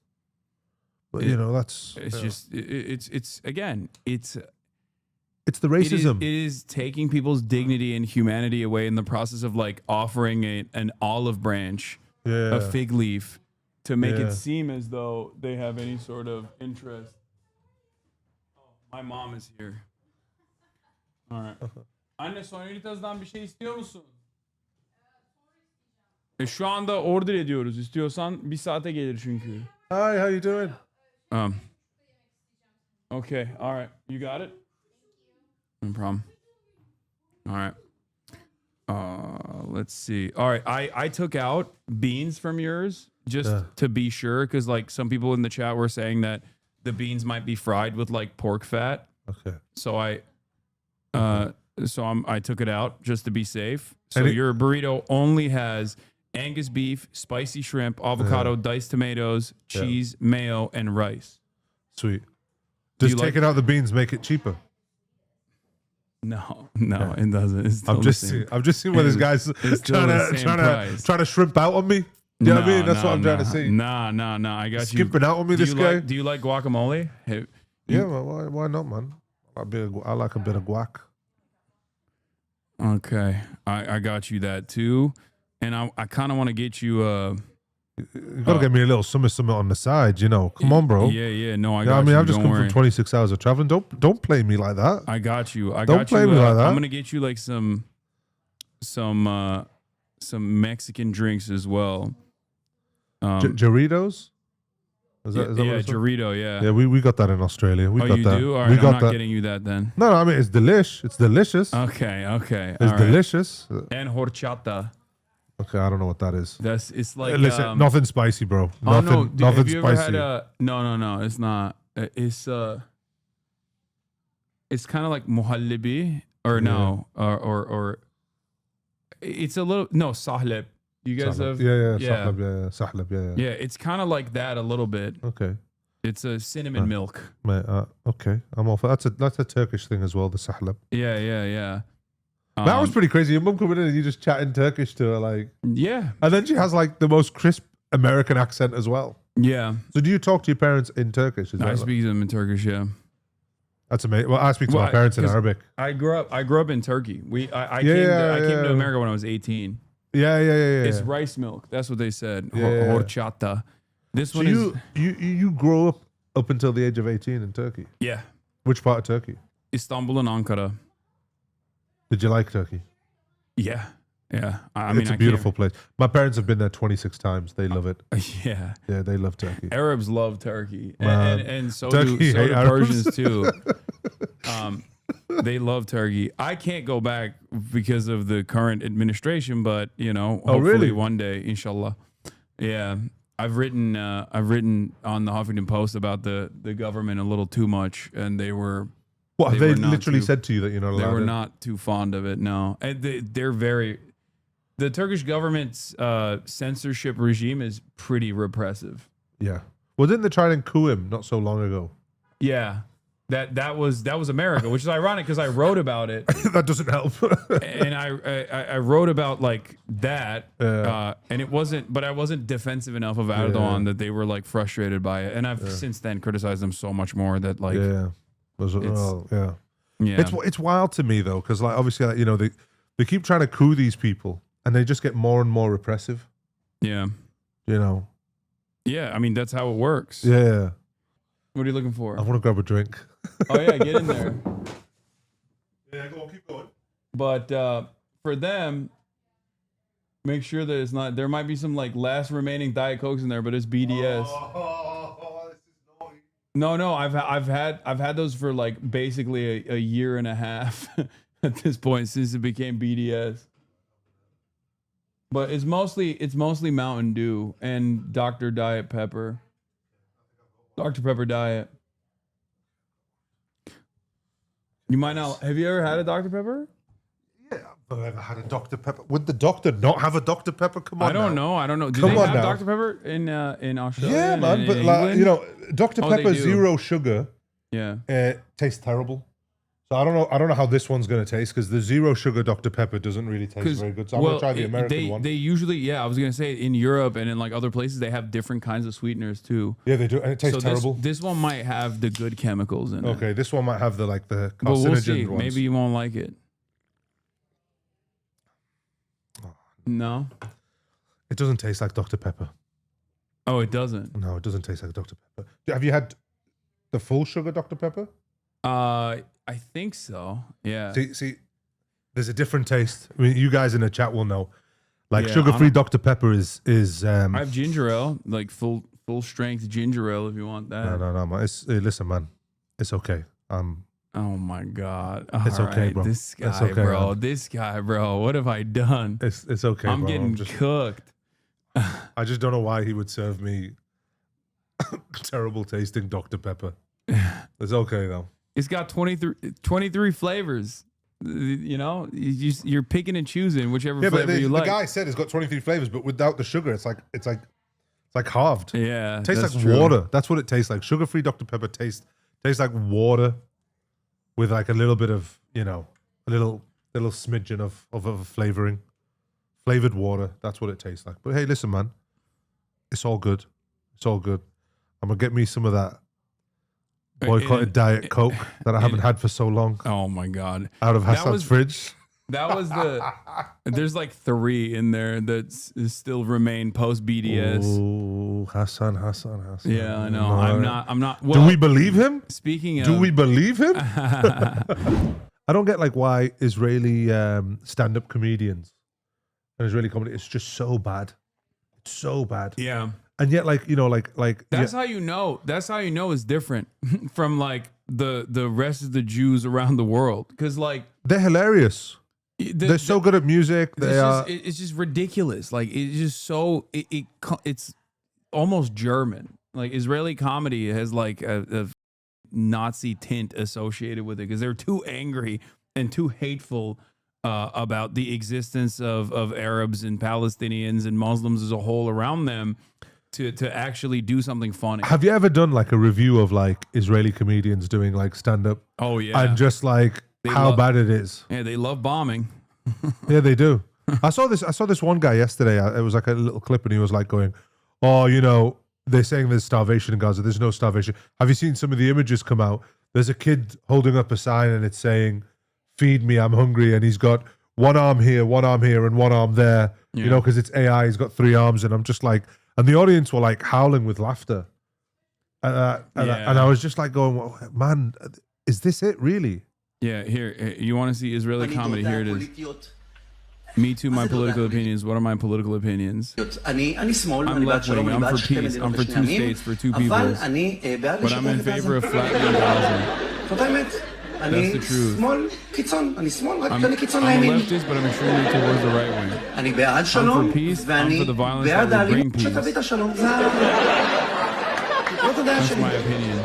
It's just like, this is not even, you're just doing hot, like, what's the joke? It's like, just imagine, yeah, like, we should just continue doing a genocide. Yeah. And then everyone's like, that's so funny. yeah. This is so bad that I feel like it's satire. Well, it is. It like people. The thing is, what you've got to remember is like in 50 years' time, in 20 years' time, people are going to watch this, like these comedians, when they talk about how was this consented, and they're going to look at like the Israeli population. They're going to look at this, Yeah. and they're going to go, "Really?" No, that's what that's what gives me so much confidence as well. Because like in the YouTube space that I'm in, there's like a lot of these like pro-Israel dipshits out there, Yeah. and like they can't openly admit how much they love and praise Israel for its genocidal actions usually. So they have to like do like some kind of defense of Israel by like attacking its critics, Right. Yeah. myself included. Yeah. And I always think that like So beautiful. since like the attitude has shifted, like Yeah. people are going to go back and look at what you said and they're going to be reminded you posted this shit on your own. Yeah. Like you posted your position on your own thinking that Israel was going to become increasingly more popular somehow because you're so insane. Like Megyn Kelly when she was like going, "Oh, it's all Pallywood. I don't believe these images Oh my God. of children." I Like, know. Yeah. Yeah, This Hassan, have you you just- seen this one? This one's the Colombia anti-Semitism? No, I haven't seen this. Oh my God. I haven't seen this. Right. Let's get Oh stuck in, God. boys. It's so bad. It's so unfunny. Hi everyone, we are live on YouTube with Colombia Anti-Semitic News, where everyone is welcome. LGBTQH. H? Hamas. Yeah, I totally sim Hamas. Yeah. It's so trending right now. From the river to the sea, Palestine will be free. Do you know why it's true? Because it rhymes. Just look at all this toxic Zionist propaganda. Kidnapped in Gaza. Does this look like Gaza to you? Yeah, bro, I have no idea what Gaza looks like. And they're smiling. Do hostages smile? Zionist liars. Totally sus. Do they Like, Israel can't do anything that's not a war crime. Like, even this is supposed to be comedy, but in my opinion, this is a war crime. Like, the fact that they just like posted this, they were so proud of it. They're like, this is so funny. I'm actually blown away with how bad this is. Yeah. Like, they've not even added Bro, fake laughter into this. This is the premiere. Like, this is their SNL, bro. This is SNL. This is the Israeli SNL. Yes. Yeah. think we're stupid? Stupid?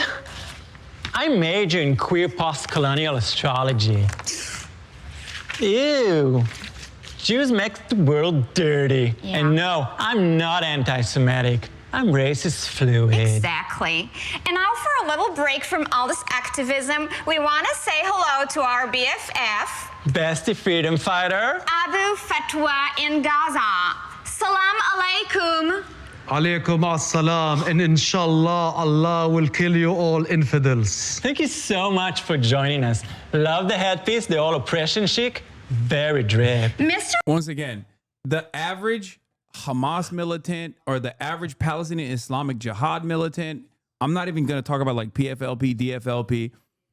If they were to actually correspond with an American, which is illegal, of course, if they were to actually correspond with an American, they would not harbor this level of resentment towards the average American, especially a pro-Palestinian average American, as opposed to the average Israeli soldier that literally has so much anger and resentment towards America for like not supporting Israel sufficiently, in spite of the fact that they get unlimited funds. So even when they talk about this, it's just like, it's projection.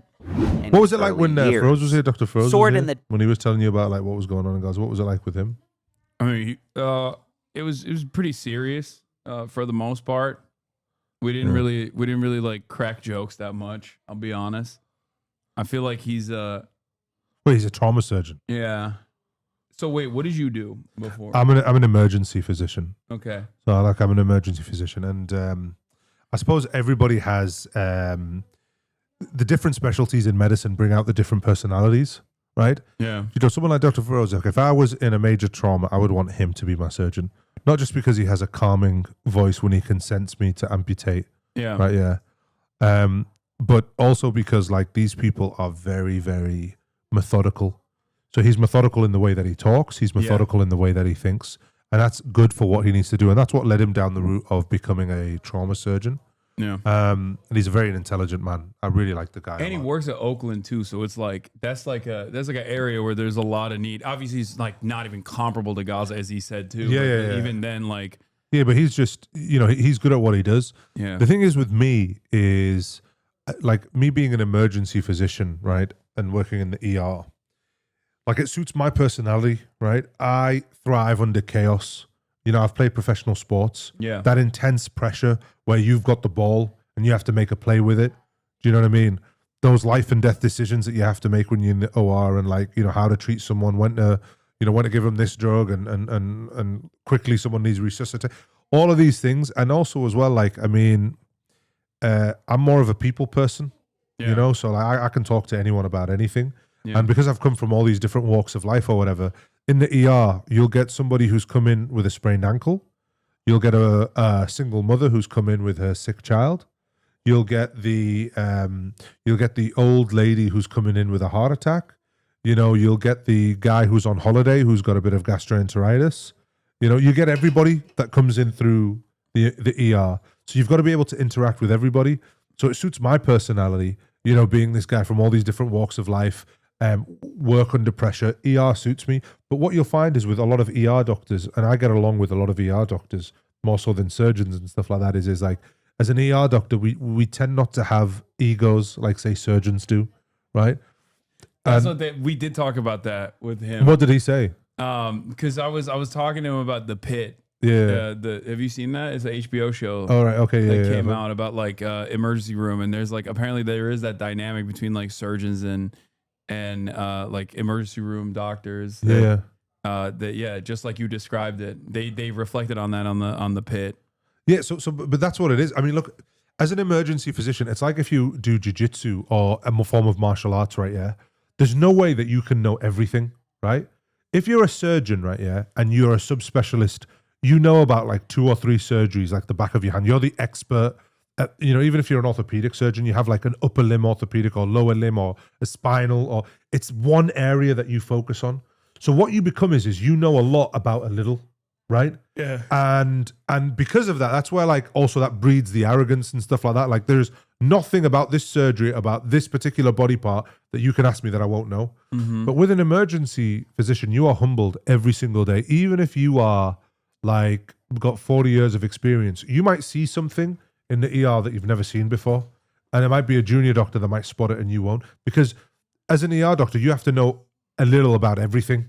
Yeah. Right, about every organ, every body part.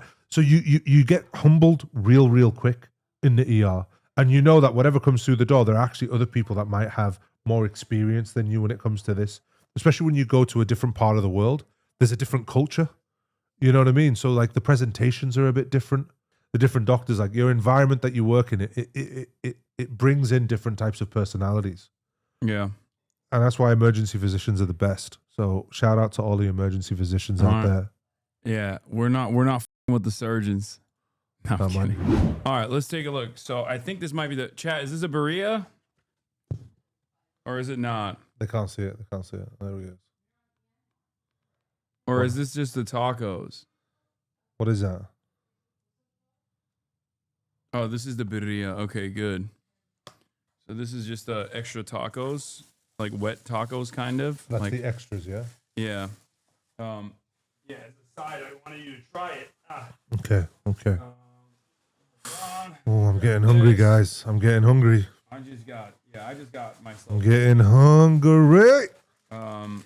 Here's some What are these? chips if you want chips.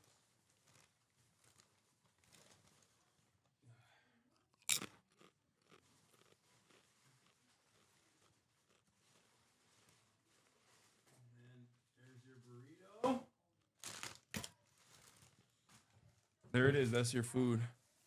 And then the rest is for your friend and my mom. I'll wait for you, Hassan. No, bro. I'll wait for you. We'll enjoy it together. This is crazy. I can't believe I want to. You know, this is the first time I've ever done streaming, by the way. Never streamed before in my life. This is crazy, man. I can't believe people do this. Man, I am getting excited, guys. I'm getting excited. All right. Dig in. Get started. I got to pee real quick still. So you can get started already. Give it your honest take. Okay. All right, guys. I'm gonna do this, guys. I'm gonna try this burrito. It's double wrapped. Sorry, guys. We're gonna have to try and get through this second wrap. Here we go. He pees on the camera too. All right, here we go. Here we go, guys. We're ready. I don't think I've ever...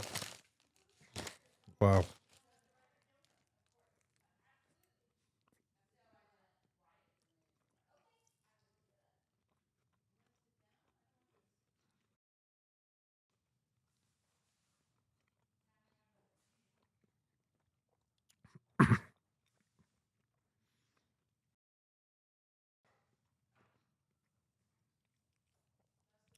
Should have said Bismillah before I ate, so sorry about that. Bismillah min awwal wa akhiru. That's what you say. You know, look, the first bite, there was a lot of bread in there, but you know, let's go for another bite and see what happens.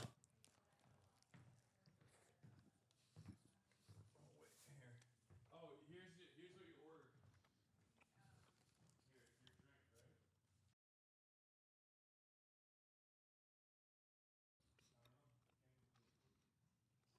Sorry, guys. It feels weird eating on camera in front of everyone.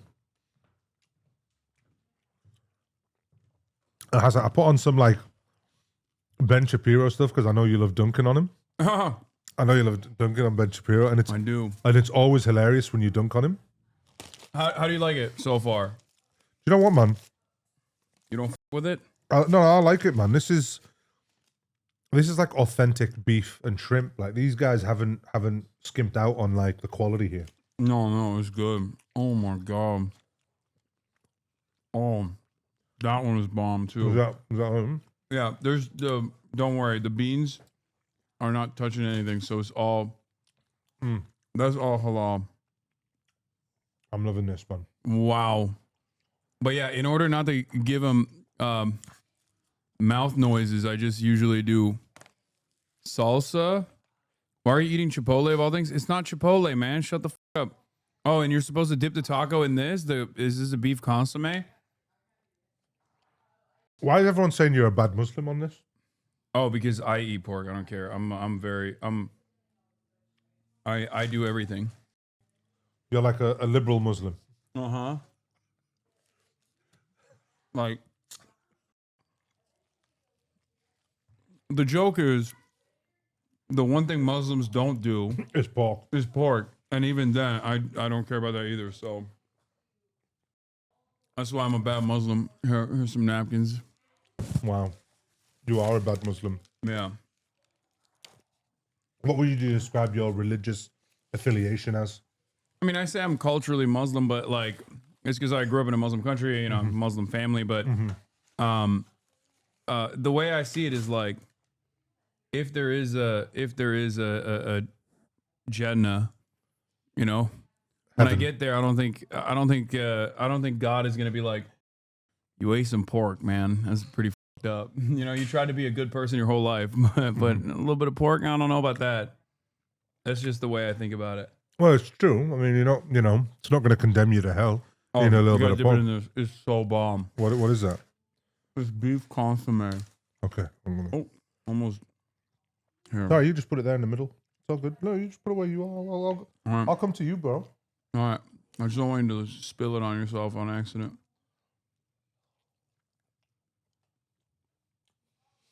Oh, Hassan. You're a naughty man. You are a naughty man. It's good. You've done this before. Oh, it's good, right? Yeah. God damn. Oh, this is good. It's good. You have done this before, haven't you? That beef consomme is,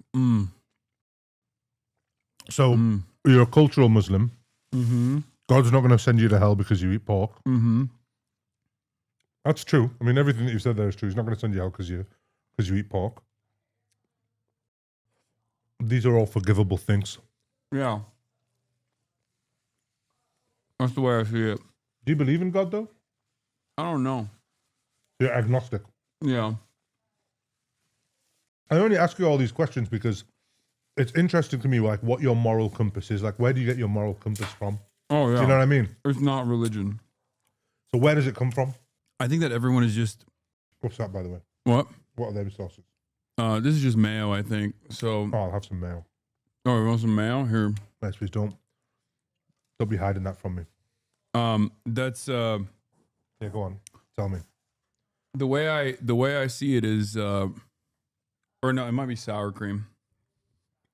Or maybe it is mayo. I don't know. Is it mayo?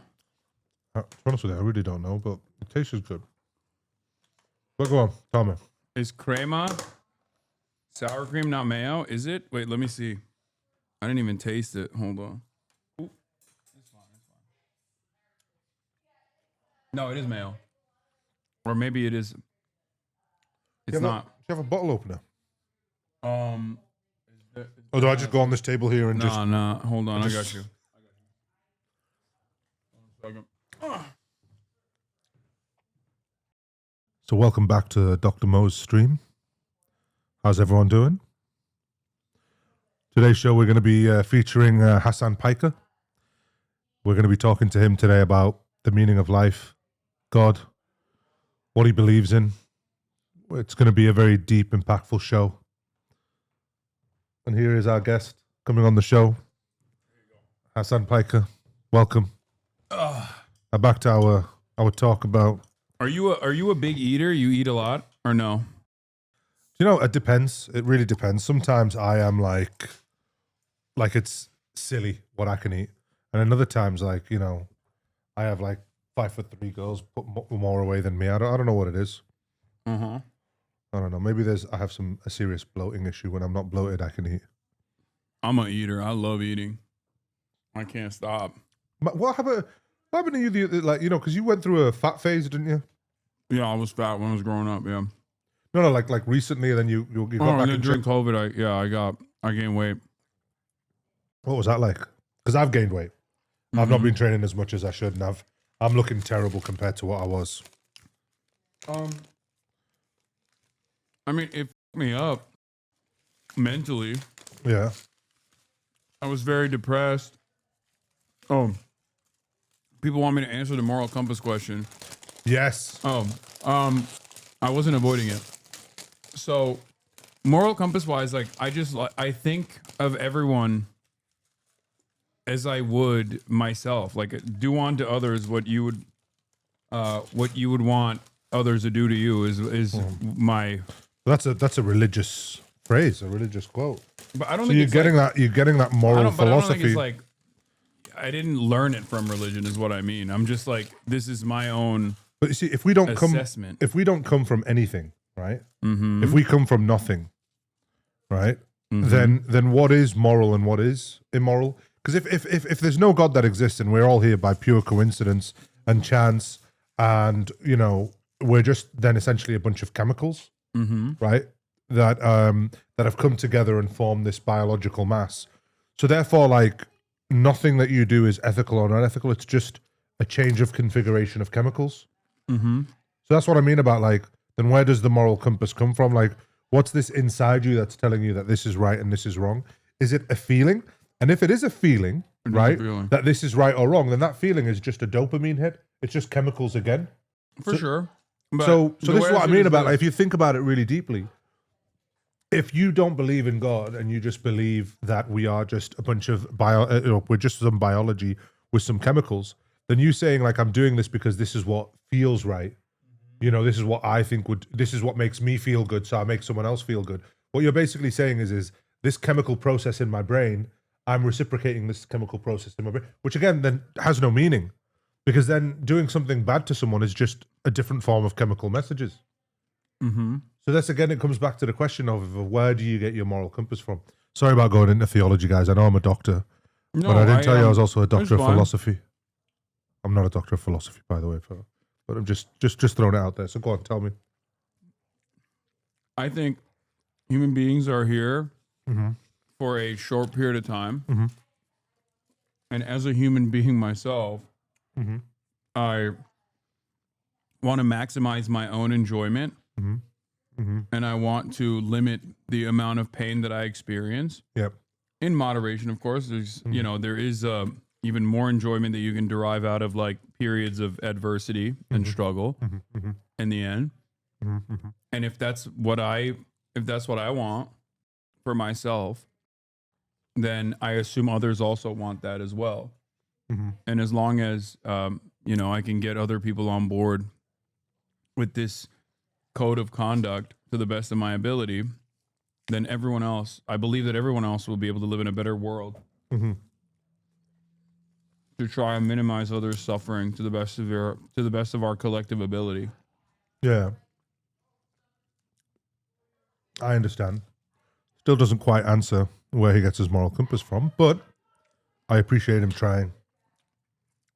That's just how it is. Like, I don't care if it's like probability or God. I think as long as the outcome is like that you're working to better mankind, better society. Yeah. To help others alleviate pain. And that's great. I genuinely respect that. I want to see a better society for everyone.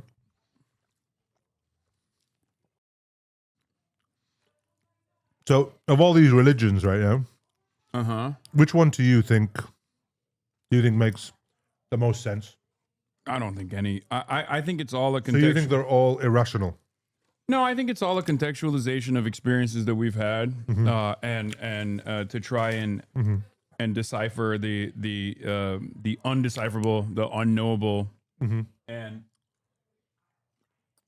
create social standards so that we can live in a cohesive society. Yeah. I think it has a great purpose for instilling solidarity for a lot of people. Like, I'm not anti-religion at all. Yeah. I'm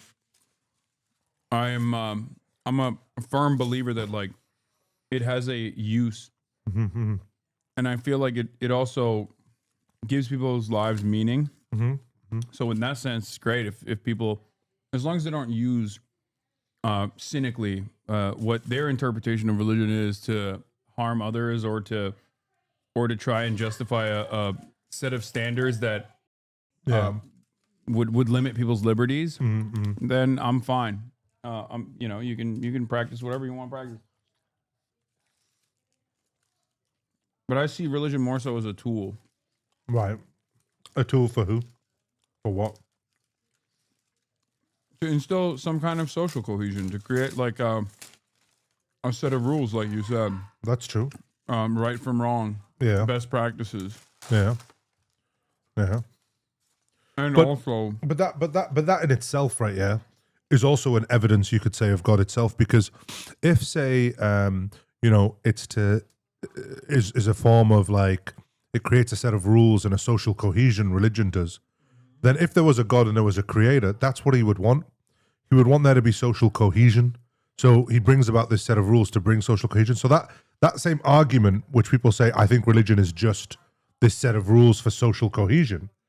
Well, that would also be an argument for God existing as well.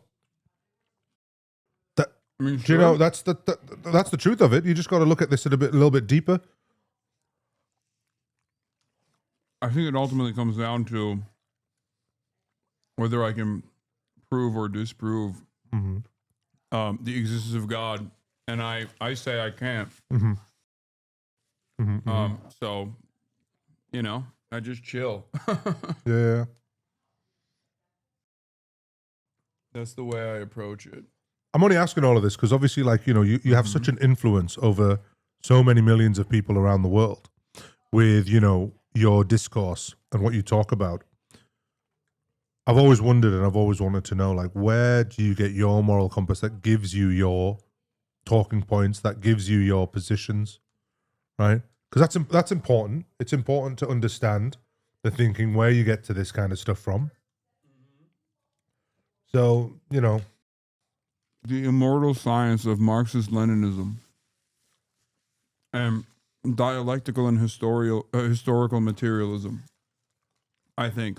But even then, I don't have any sort of, like, particular orthodoxy that I abide by.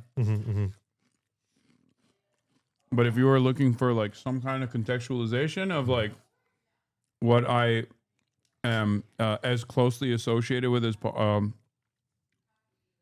then that's it.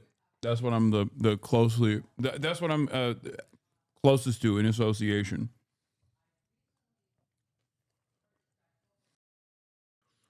Yeah.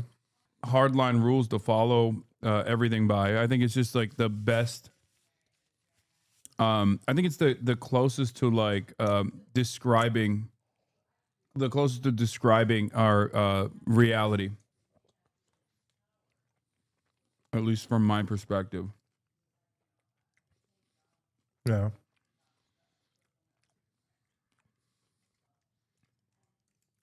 But even then, it's not. I don't have any sort of dogmatic approach to anything. So if there's, like, evidence to the contrary, then I would reconsider.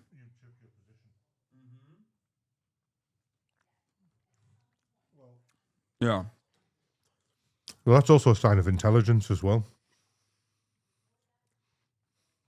It's intelligent people who can change their position when evidence is presented to them. Because if you can't change your position when evidence is presented to you, it shows a lack of emotional dysregularity, ego. So it takes someone with emotional maturity and intelligence to hold different ideas in their head.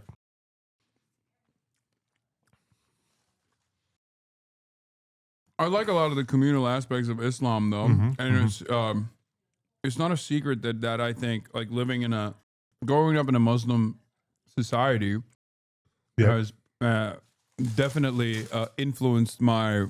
Of course, it has. My worldview. Of course, it has. Even though I would say when I was growing up in Turkey, I was a edgy atheist. Like I was definitely like very anti-Islam. And then you came over to a world that doesn't have Islam, and you suddenly began to realize Well, I just saw the perception of Islam in the West, and I realized like, oh, it's different when like non-Muslims are doing this. You know, man. But even then, I would say like one of the most significant political evolutions I've had, or worldview changes that I've had, was the hijab ban in Turkey. And Turks will get mad at me for saying this, but like when I was growing up, I thought it was icky, like I like and weird that people were like wearing a hijab. Yeah, that was definitely the way that I saw it, and I thought Erdogan's like religious liberty arguments were silly, that it was trying to make society regress. But I just swallowed my piece of chicken. Only after I came to the Western world where I was like, yeah, it is kind of interesting that it was like laicite was forcibly applied to Turkish society. So he tried to ban the hijab? No, the hijab was banned. Oh, okay. The hijab was banned for Turkish women that were working in like public office, or like you were not allowed to wear a hijab in Turkey until like that's wild. Until like Erdogan used that resentment and anger to his advantage. Yeah. I mean, that's what. Yeah. It's crazy though to me. It's crazy how, when you think about it, like it's men telling women how they should dress. That's what it comes down to, And it's weird to me, like when people in the West say, women shouldn't wear a hijab, we should ban the hijab or ban the niqab. I'm just like going, why are you trying to legislate in law an item of clothing that women have to remove? It's weird to me that you want women to remove an item of clothing. It's just a very weird stance that I feel like, No, that was. Are they more free when they're less clothed? That was what made me reconsider it.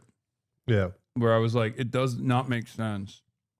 Yeah. That I don't think women should be forced to wear the hijab, but if someone wants to wear the hijab, they shouldn't face scrutiny. Yeah. And any sort of repression. Yeah. I mean, if a woman wants to do an OnlyFans, or wear a hijab, surely we're talking about women empowerment here, Yeah, they can do whatever. That's my. So why are people so against women wearing a hijab? Yeah, is it because women are taking themselves out of the sexual gaze of men when they wear a hijab, and men feel some type of way about that? I don't know. And I think you see that when you go to the West. I don't know if it's necessarily perversion, but I think it's like if this offers someone a sense of comfort and they're not hurting anybody, I don't necessarily care if they're wearing whatever the they're wearing. But I think the real reason why there's an anti-hijab attitude is not because men are like so horny that they want to see every woman. Yeah. But instead, it's because it's like associated with Islam and they're Islamophobic. Here, that's your last one. Yeah. I'm just giving myself a couple of minutes. A couple of minutes to breathe. Damn, I thought you were a real eater. Taking breaks? I'm taking a break, bro. Taking a break. I waited so long for the food that Hasan promised that he would get me that my stomach actually shrunk. And now I can't eat as much as I would like to eat. Yeah, that was my master plan. And that's what I mean about Hasan. Like he ordered the food late, so I'd stay on the mic. Yep. Do you know what I mean? And entertain the audience while he kept going on regular pee breaks. But listen, man. It's weird because this is the first time I've ever done a stream, bro. Yeah, you're worse than them. They timed my piss breaks. Really? Yeah. Who does that? Why are you guys doing that to him? Why are you timing his piss breaks? This is parasocial. You do go pee a lot, bro. Have you ever thought maybe you have a UTI? No, I get regular checkups. It's because I drink a lot of drink a lot of water and a lot of soda. It's diuretic. Okay. But I do think maybe we should just make sure you don't have a UTI. Well, like I said, Does it sting at all? No. Okay. I get frequent checkups. Okay. Hey, listen, man, I'm just the doctor here. I'm just trying to make sure everyone's healthy. That's all I'm trying to do. They make that assessment as well, and they're not doctors. Oh, really? No. Hey, maybe I've heard that in the chat before. I've literally, now you got them going crazy because every single person that has said that now feels emboldened where they're like, see, a real doctor said it, even in jest. It's because like they don't hear your pee, but I hear you pee, and it's a very weak stream as well. So I don't know if there's a prostate thing going on. I don't know, but I just think it's something that we really should. I don't know how it works in Australia, but you're violating my HIPAA right now. There's a patient-doctor confidentiality. I just think we just need to be. Yeah, listen, man, Hassan, I just want what's best for you, bro. I'm just saying you pee a lot and you've got a weak stream. That's all I'm saying. So you know why? You want to know why? I'm not even remotely worried about this because I have pissed on camera and they know what my stream sounds like. Yeah. In front of like 70,000 people at DNC, I kept the mic on. Oh, really? Nice. Yeah. Or maybe you kept the mic on purpose to pretend that you had such a strong stream. Yeah, and then to squash the rumors. And then I turned the sink. Yeah, you turned the sink on. Yeah. Wow. Man, I think he's been exposed, guys. He's been exposed. Yeah. Hassan's got some prostate problems going on. Maybe. Wait, what were we talking about before? We were talking about where you get your morality from, and then you explained it without really explaining it because it didn't come down to the question of like where does the morality come from? Because again, like I say, if there's no God, then it's just a bunch of chemicals, and you can't assign morality to a bunch of chemicals because it's all just a change in the chemical composition, whether you feel good or you feel bad about doing something.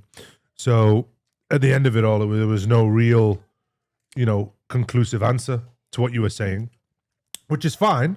You don't need to have a conclusive, like you don't need to have this all figured out. This is what drives me crazy about these people that preach or whatever. Like you don't need to have an answer to all of this, but you just need to be aware, So, it was just interesting to know where you got your morality from because, you obviously have very principled positions on what you take. So it's interesting to know where you get these positions from or how you come to those conclusions.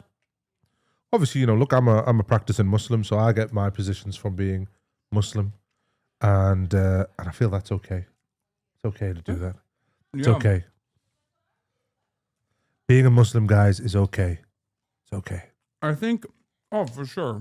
I think that for a lot of people, it's just like, I guess the one aspect of when I was younger, the one aspect of religion that I did not appreciate that caused me to not be a religious person was the dogmatic way of having to enforce things that were not like immediately provable.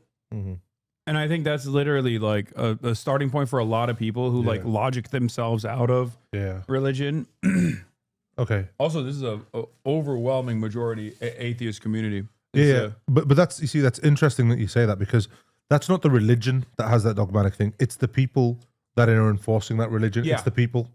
And I think a lot of people the interpretation of it. Yeah, the interpretation of it. And that's what I mean about like, religion, especially in the modern world, is like it gets a bad rap, but it's not the religion itself that's doing this. It's the people that are that are the ambassadors for this religion. That's 100% what I always say. Yeah. And I use chattel slavery as an example of this. Right. Because especially for Westerners, it's a great way to understand it. That religion is like a tool, even in like the most, if you're not a believer, right? Right. Go on. What I mean by this is the justification for chattel slavery had religious undertones. Like people use Christianity and the Bible to justify chattel slavery. But so did the abolitionists. The abolitionists, through liberation theology, utilize many of the religious codes of conduct and scripture to to ensure that people understood that this was unconscionable. This was an unconscionable cruelty. So that's the way I see it, and I think it's the most solid approach to this conversation in general is to make sure that people don't take like an anti-religious stance across the board, or think less of people for being religious, or you know, something that you normally see, especially on the internet, especially in like atheist circles.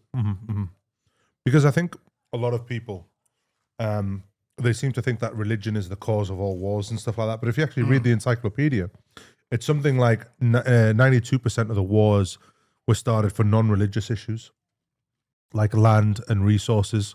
And if you look at even 100% of all wars, there is no war that has ever been fought simply on religious grounds. Even the Crusades, that's all bullshit. Religion is the galvanizing factor. It It's galvanizes the way to justify people. it. Yes, it is. It is. It is. It is. See what you're saying? Historical materialism. You're teetering closely at the precipice of a socialist understanding of the world. Well, look, one thing that I will say about socialism. Who's proselytizing now? One thing I will say about socialism, It's right? never worked. No. One thing I will say about socialism, right, is especially in this society that we have, is these big corporations, right? Whenever they go bust, right? The governments are so against socialism or socialist policies, right? Yeah. But when the big banks are about to go bust, or big businesses are about to go bust, we socialize their debt. We socialize their debt. We pay the taxpayer and we bail them out. But if you're going to lose your home, or you can't pay your bills for healthcare, then it's tough luck, pal. Everyone's got to fend for themselves. You made the wrong decisions. Blah blah blah blah blah blah blah. There's no socialism for that. No.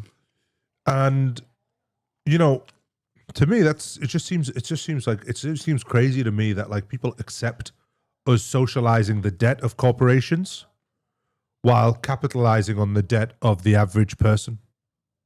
That's what's nuts to me, because it's not that America doesn't believe in socialism. It believes in socialism for a certain type of people, and those people are the corporations and the big 1%. They can be socialized. They can have their assets or their money and their debts all socialized, but their profits are personal and are personalized.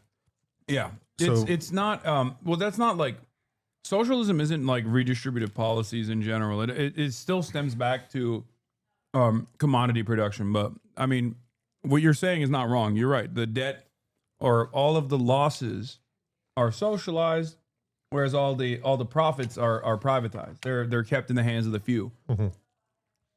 But that is baked into the system, is what I mean. Also, a lot of people misunderstand what like Marx was writing about and think it's like best rules or best codes of conduct, when in fact it's actually simply observing and describing the function of the function of commodity production throughout history, and also in society at the time, within a dialectical framework, a master-slave dynamic, but instead of a master-slave dynamic, this dialectic between these two classes, broadly defined as two different classes: the ownership class and the working class, which would be the wage laborers as opposed to capital owners. And capital owners are constantly working at the behest of accumulating more capital. This is like that's the way they make money. That's the way they make their earning, I guess. That's the way they make their living. And these two classes are inherently through their interests are directly contradictory to one another. Like when you work anywhere, you want to work the least amount of hours for the most amount of pay. But your boss wants you to work the most amount of hours for the least amount of pay. Yep. It's just simple, right? It's not like this isn't like reinventing the wheel in any way, shape, or form.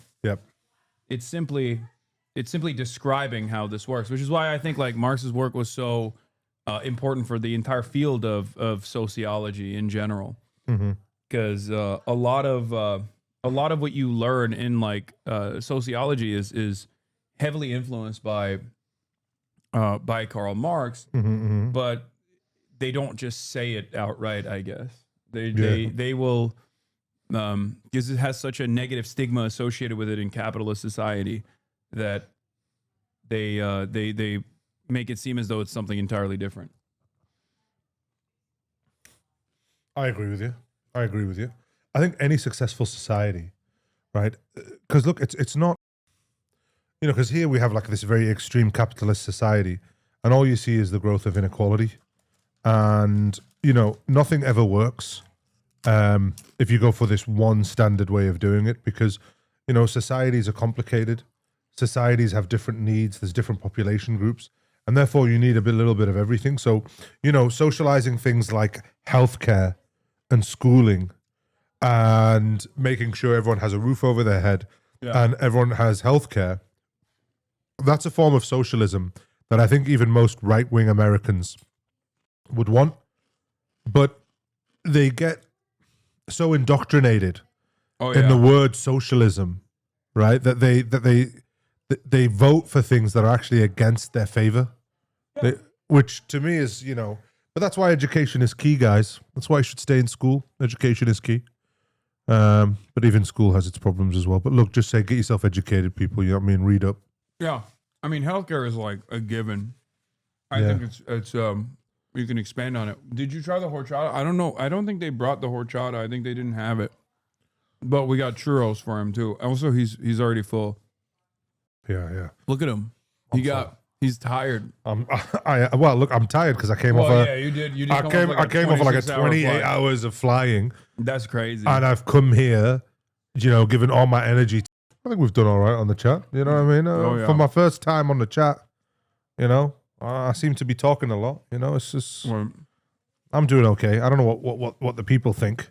Well, hold on. We got a little bit of an outage for a second.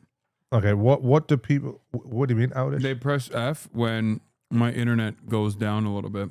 All right. Welcome to the United States of America, by the way. Okay. Wealthiest nation on the planet. Our infrastructure is dog. So just a question to all the listeners out there: how have I done so far today? Like, have I been a good guest with Hasan? There might be a delay now. Hold on. Oh yeah, they see it. They're saying good now. Tell him we love him. I can't read that. It's too fast. Yeah. Amazing. You've been fantastic. Discussion is so fire. Dude, you are amazing. Yeah, you did great. Best guest. See that, Hasan? You should invite me on more often. Whenever you're in town, man, pull up. Maybe I'll come on tomorrow. I don't know. I don't know about that. See, his generosity ends there because now he knows if I come on tomorrow, you have to buy me dinner again tomorrow. No. See this, man. This is what I mean about Hasan, guys. He's, you know, didn't even get me Ben and Jerry's, you know. And I asked for Ben and Jerry's. He gave me some coupons. You saw that. He gave me some Ben and Jerry coupons. Gave me some coupons, guys. You all saw that. I got you the. You know, you need to try the churros. I will try the churros. But you know, this is the thing, Hasan, as well, right? Yeah, is like obviously I'm trying to get like Gaza out there. I'm trying to talk to people and stuff like that. Well, you know, I don't know. Who do you think we should go on next? Like, who do you think I should do an interview with next? Or Theo Von, I think would be great.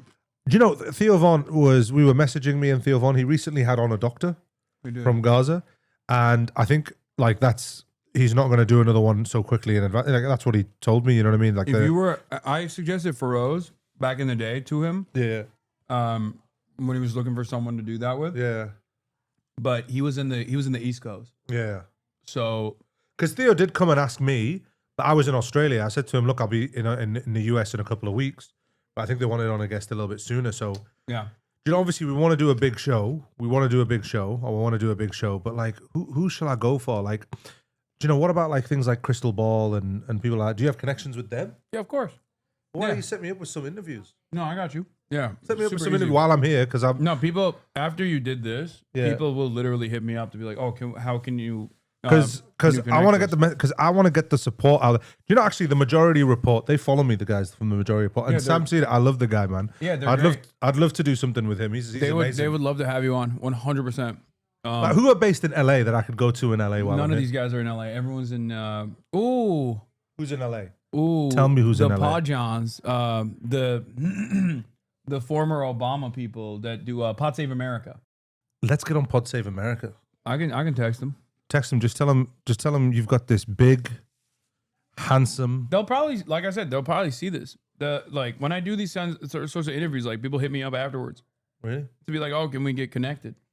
Like when I interviewed this 19-year-old Rashid Al-Haddad from Yemen, who was dubbed Tim Houthi Chalamet. Oh yeah. I remember that. And everybody thought, myself included, that he was a Houthi. He wasn't. He's just like a random teenager. Yeah. But when I interviewed him, I had like every fucking media outlet being like, how did you secure that? Can we please get him on? Yeah. Like New York Times was reaching out to try to get to try to do an interview. Guys, we are trying to get a children's hospital in Gaza. I need to get the message out there. I need to get as many interviews as possible. I need to get this done. So, Hasan, if you can help a brother out. Oh, 100%. If you can help a brother out here, all I'm trying to do is just represent my people.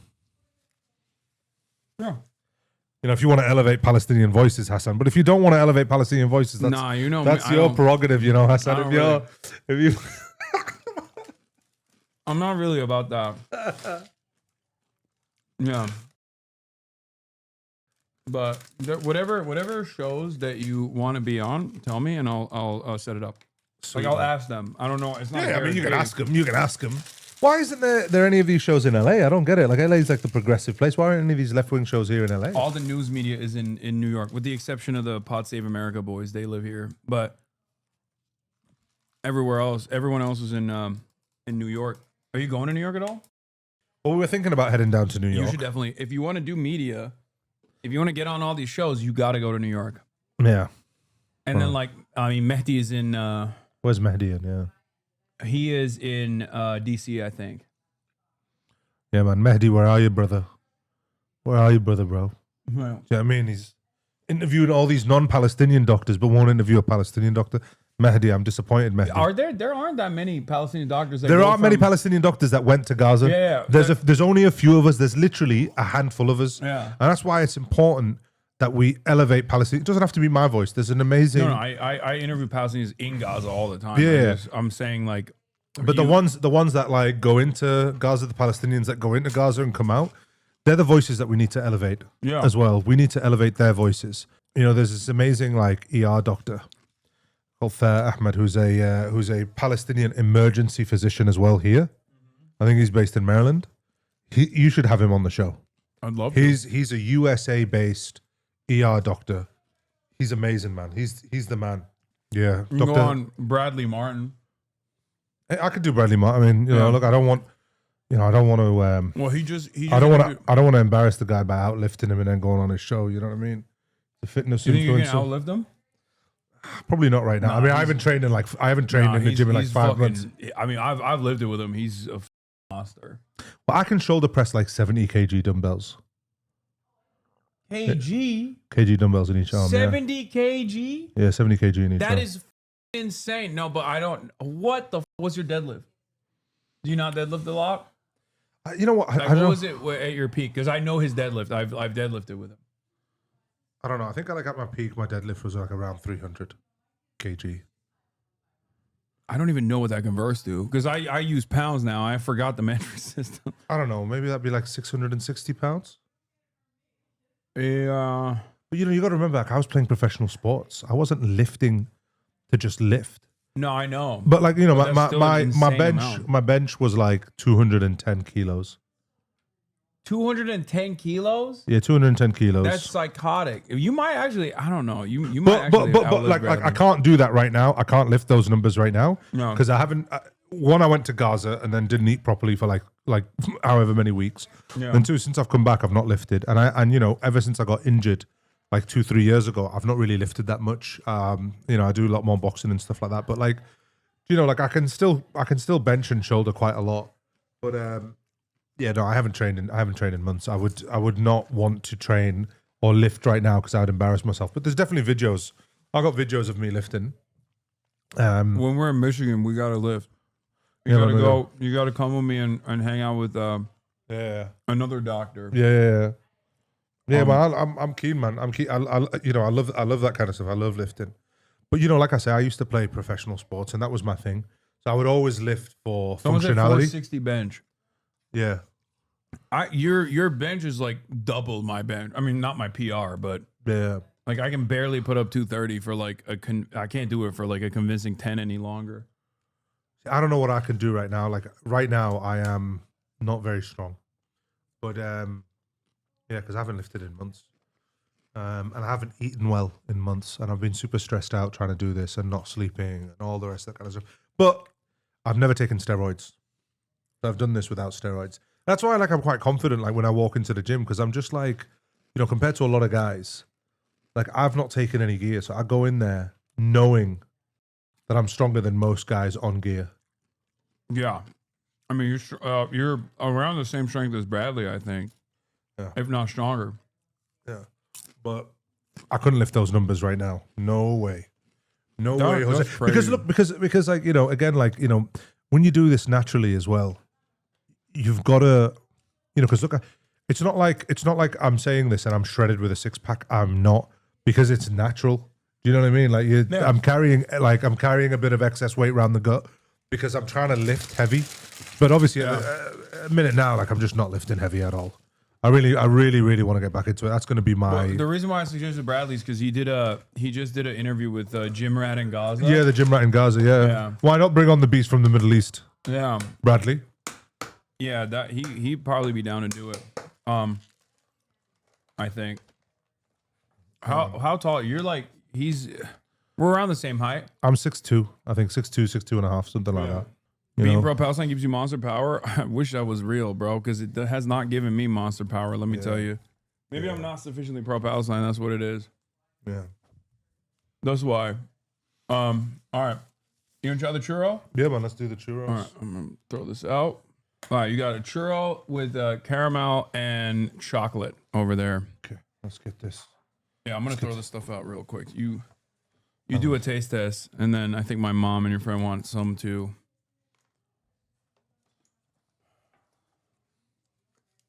That's the caramel, and then it's the Nutella.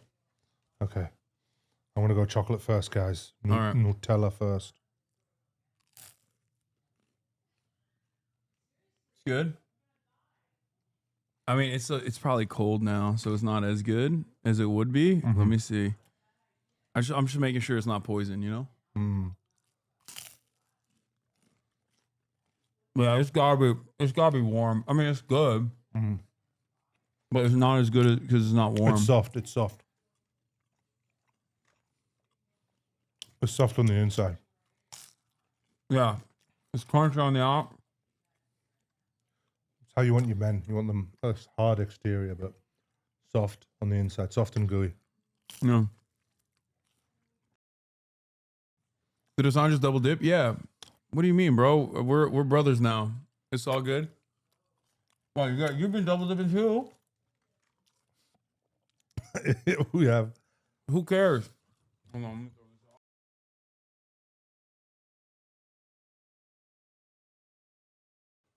out. Welcome back to Dr. Mo's show. Are you gonna finish the churros with my mom? No. Let them have it. Let her and Aaron have the.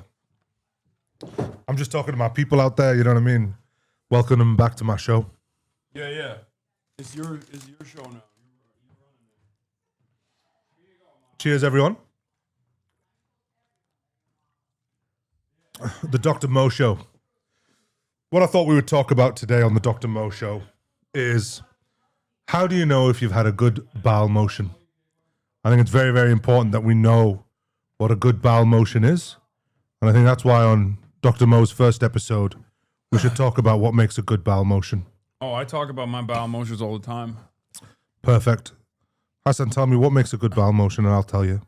Are we talking about like what's a good poop? Mm-hmm. Mm-hmm.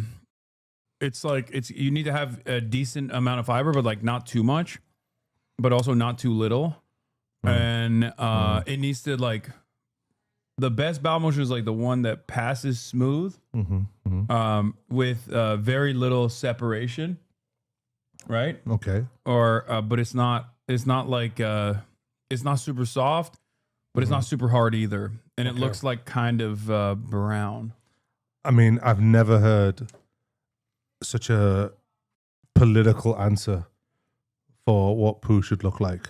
Wait, what do you mean? That's like, isn't it correct? You've literally just said everything. You've said it should be hard, but not too hard. Soft, but not too soft. Yeah, it's like perfect because like if it goes too Like, soft, I then don't it's know like, whether I was it's talking diarrhea. to Hassan or Pete Buttigieg after he's asked about Israel. Okay, all I'm saying is, Who was I? Do you know all what I'm I saying mean? is it's not supposed to be. It's not supposed to be too soft because then it's diarrhea, and then it like turns into pissing out of your ass, and it's like extreme diarrhea. Wow. And it's not supposed to be like piece by piece, like it's goat poop. Right. Okay. So it has to be like one big. You're very knowledgeable in this area. Yeah, I have it down to a science. I poop at the same time twice in the morning. Once before I drink coffee, once after I drink coffee. Every day. Unless I change my Is the coffee what's making you poo? I mean I poop before the coffee too. Yeah, but is that what's making you poo the second time? I assume maybe like my metabolism starts kicking in. Partially, possibly. Yeah. I don't know. What is it? Is it not the coffee? I feel like you're asking a trick question. So you do have this built-in reflex that when you eat, the stretching of the stomach wall actually it loops in and it causes this reflex with your bowels, and it opens your bowels, or it allows you to open your bowels to move poo out, because the body now knows food is coming in, so it moves the poo out. So that's why when people eat, they feel like they need to go to the toilets right after they eat. Huh. It's a reflex. It's a built-in reflex. I don't ever feel like I need to go to the toilet after I eat in the middle of the day, though. Really? Yeah, no. I only feel like I need to go to the bathroom in the morning. What's the healthy number of poops in one day? So it really depends on the person. There's no actual set healthy amount. For some people, pooing once every 6 days is normal for them, and that's healthy for them. What? Yeah, there's some people that are like that. Some people, for them, pooing twice a day is normal. Obviously, things can get not normal. But by the way, that reflex that I was telling you about, it's the gastrocolic reflex. The gastrocolic reflex. So you can Google that. You can have a little read about it. I'm in awe that there are people out there living on this planet and they just hold that shit in for 6 days. There are some people that poo once a week, and that's normal for them. How are they not bloated all the time? They don't get bloated. You know, it's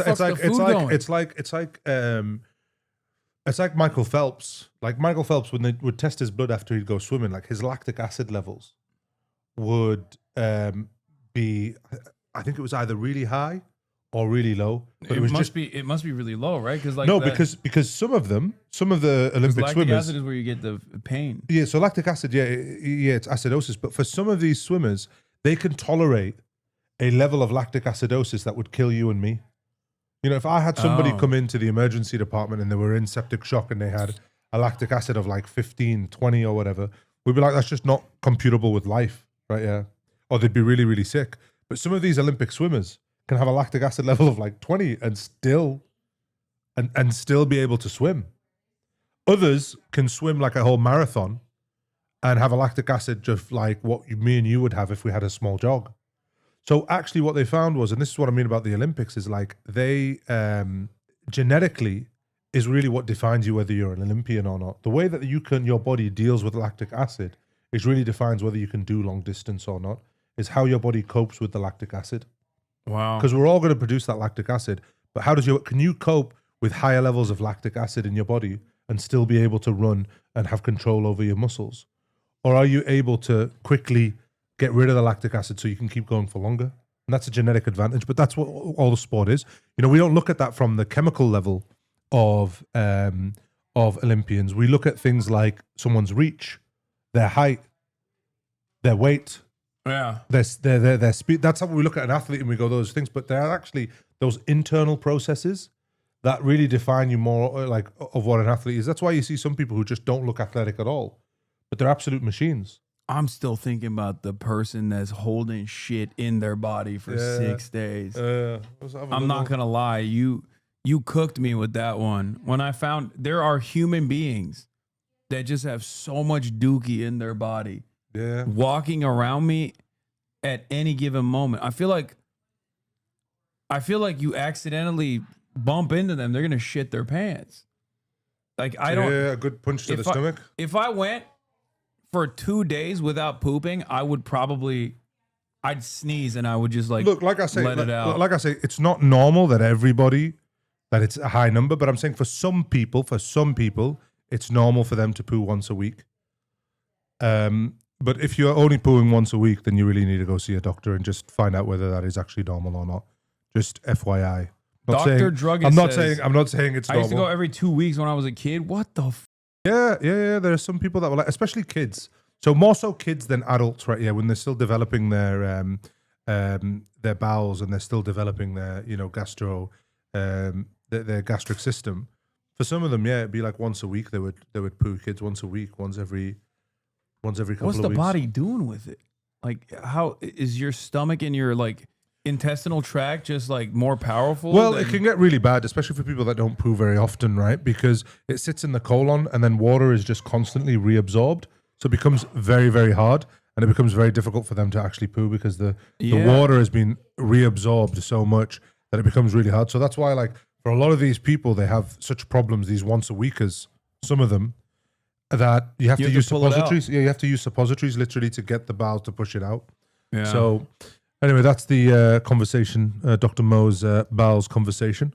There's a lot more we could talk about with bowels, guys. There's a lot. It's very important. There's one thing that I really want to talk about. All right. And I don't know whether these people want to hear about it, but I think this is one. Hasan, is there like a special somebody in your life? Are you like in love? Have you ever been in love? Like talk to me here. I have, yeah. I mean, I don't talk about my private life though on camera. Oh, you don't talk about whether? No. I was going to say because I got married in Gaza. Oh yeah, I heard about this story. Yeah, I would say like it's just crazy where you find love. Yeah. How you want to tell people?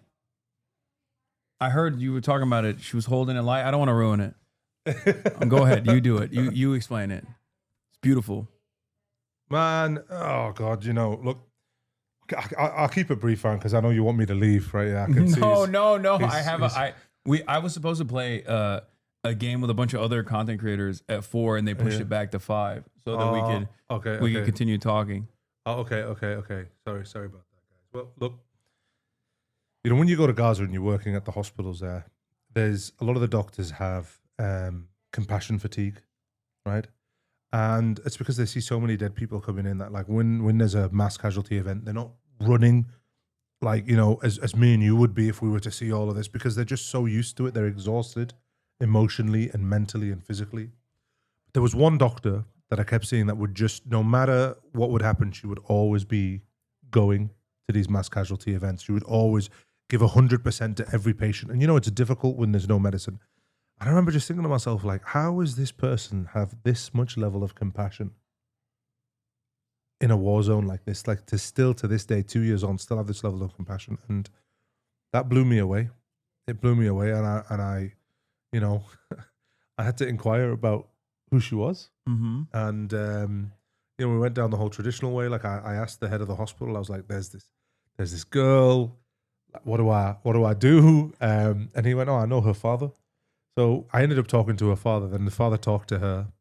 And then she came with her father all the way from the north to the south, walking in the middle of a war zone to come meet me and see me. And we got down and we got chatting. And she's amazing, man.